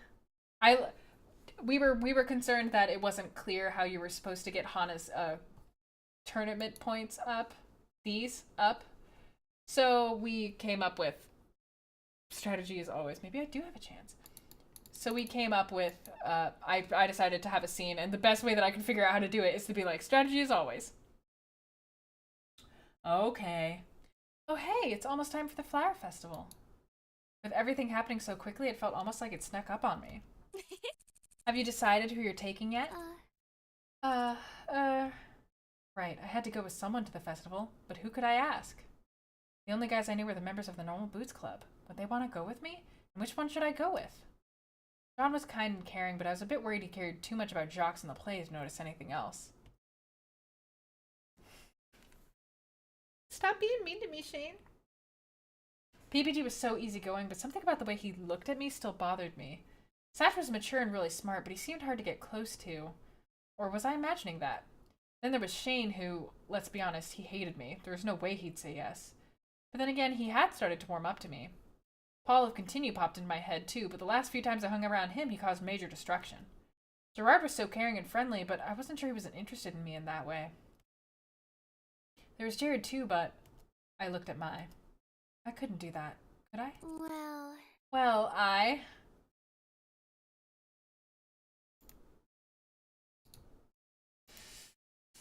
All right, it is time, Maya, to see Whether your results have pulled it off, I'm gonna refresh.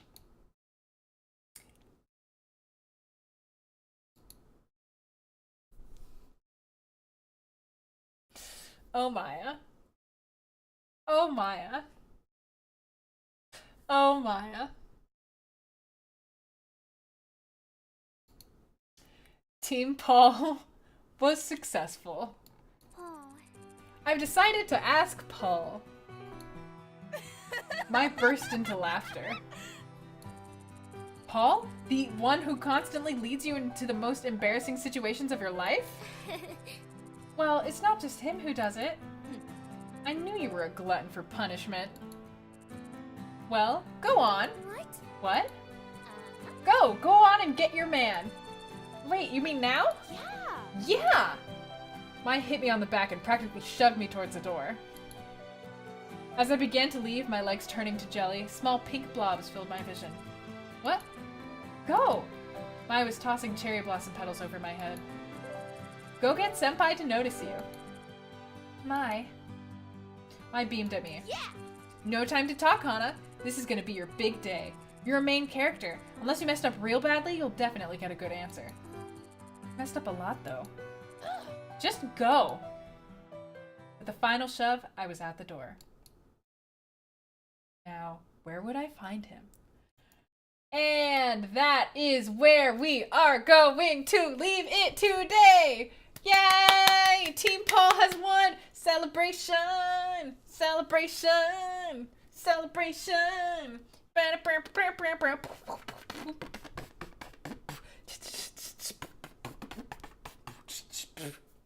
Because I need to go to sleep. I need to go to sleep. I need to be healthy. My throat hurts. I'm going to sleep, guys. But before we do go to sleep, that's really rude, Todd. I worked really hard on that song. Like, you don't have to, like, just like, shoot me down like that. Like, oh my god, Todd, I thought you were my friend. Shane, I wake up at 6 in the morning to go to a full-time job. You shush. Before we leave, would anybody like to share their one good thing that happened today or one good thing they're looking forward to tomorrow? I could say that I was, like, ridiculously successful at my full-time job today, so, like, I feel good about that. Also, XGA and a corner dweller. Thank you for following. Enjoy your apprenticeships. Oh my god, Shane. Shane, if I push forward and I ruin my voice today, 1, I won't be able to work tomorrow, but 2, I won't be able to stream on Sunday. Moderation. Maya, you deserve to feel proud. I think you did something amazing. Congratulations.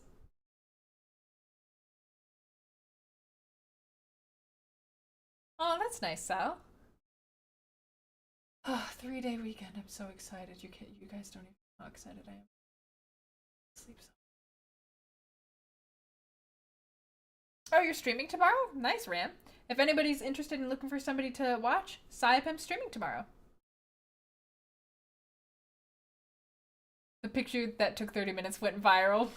Awesome, Thorn. I'm glad. Oh, happy birthday, Black Magic! Ooh, fairy dust. That sounds great. Bill Nye, that sounds like a perfect day.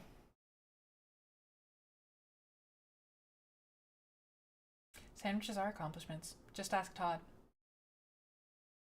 Amusement parks. Lime cucumber gate. Okay, I didn't know that was a thing. Aw. Man, I'm glad you guys are having good days. Video is all finished and you're gonna play video games because you deserve it. You do deserve it, Nick. You deserve it.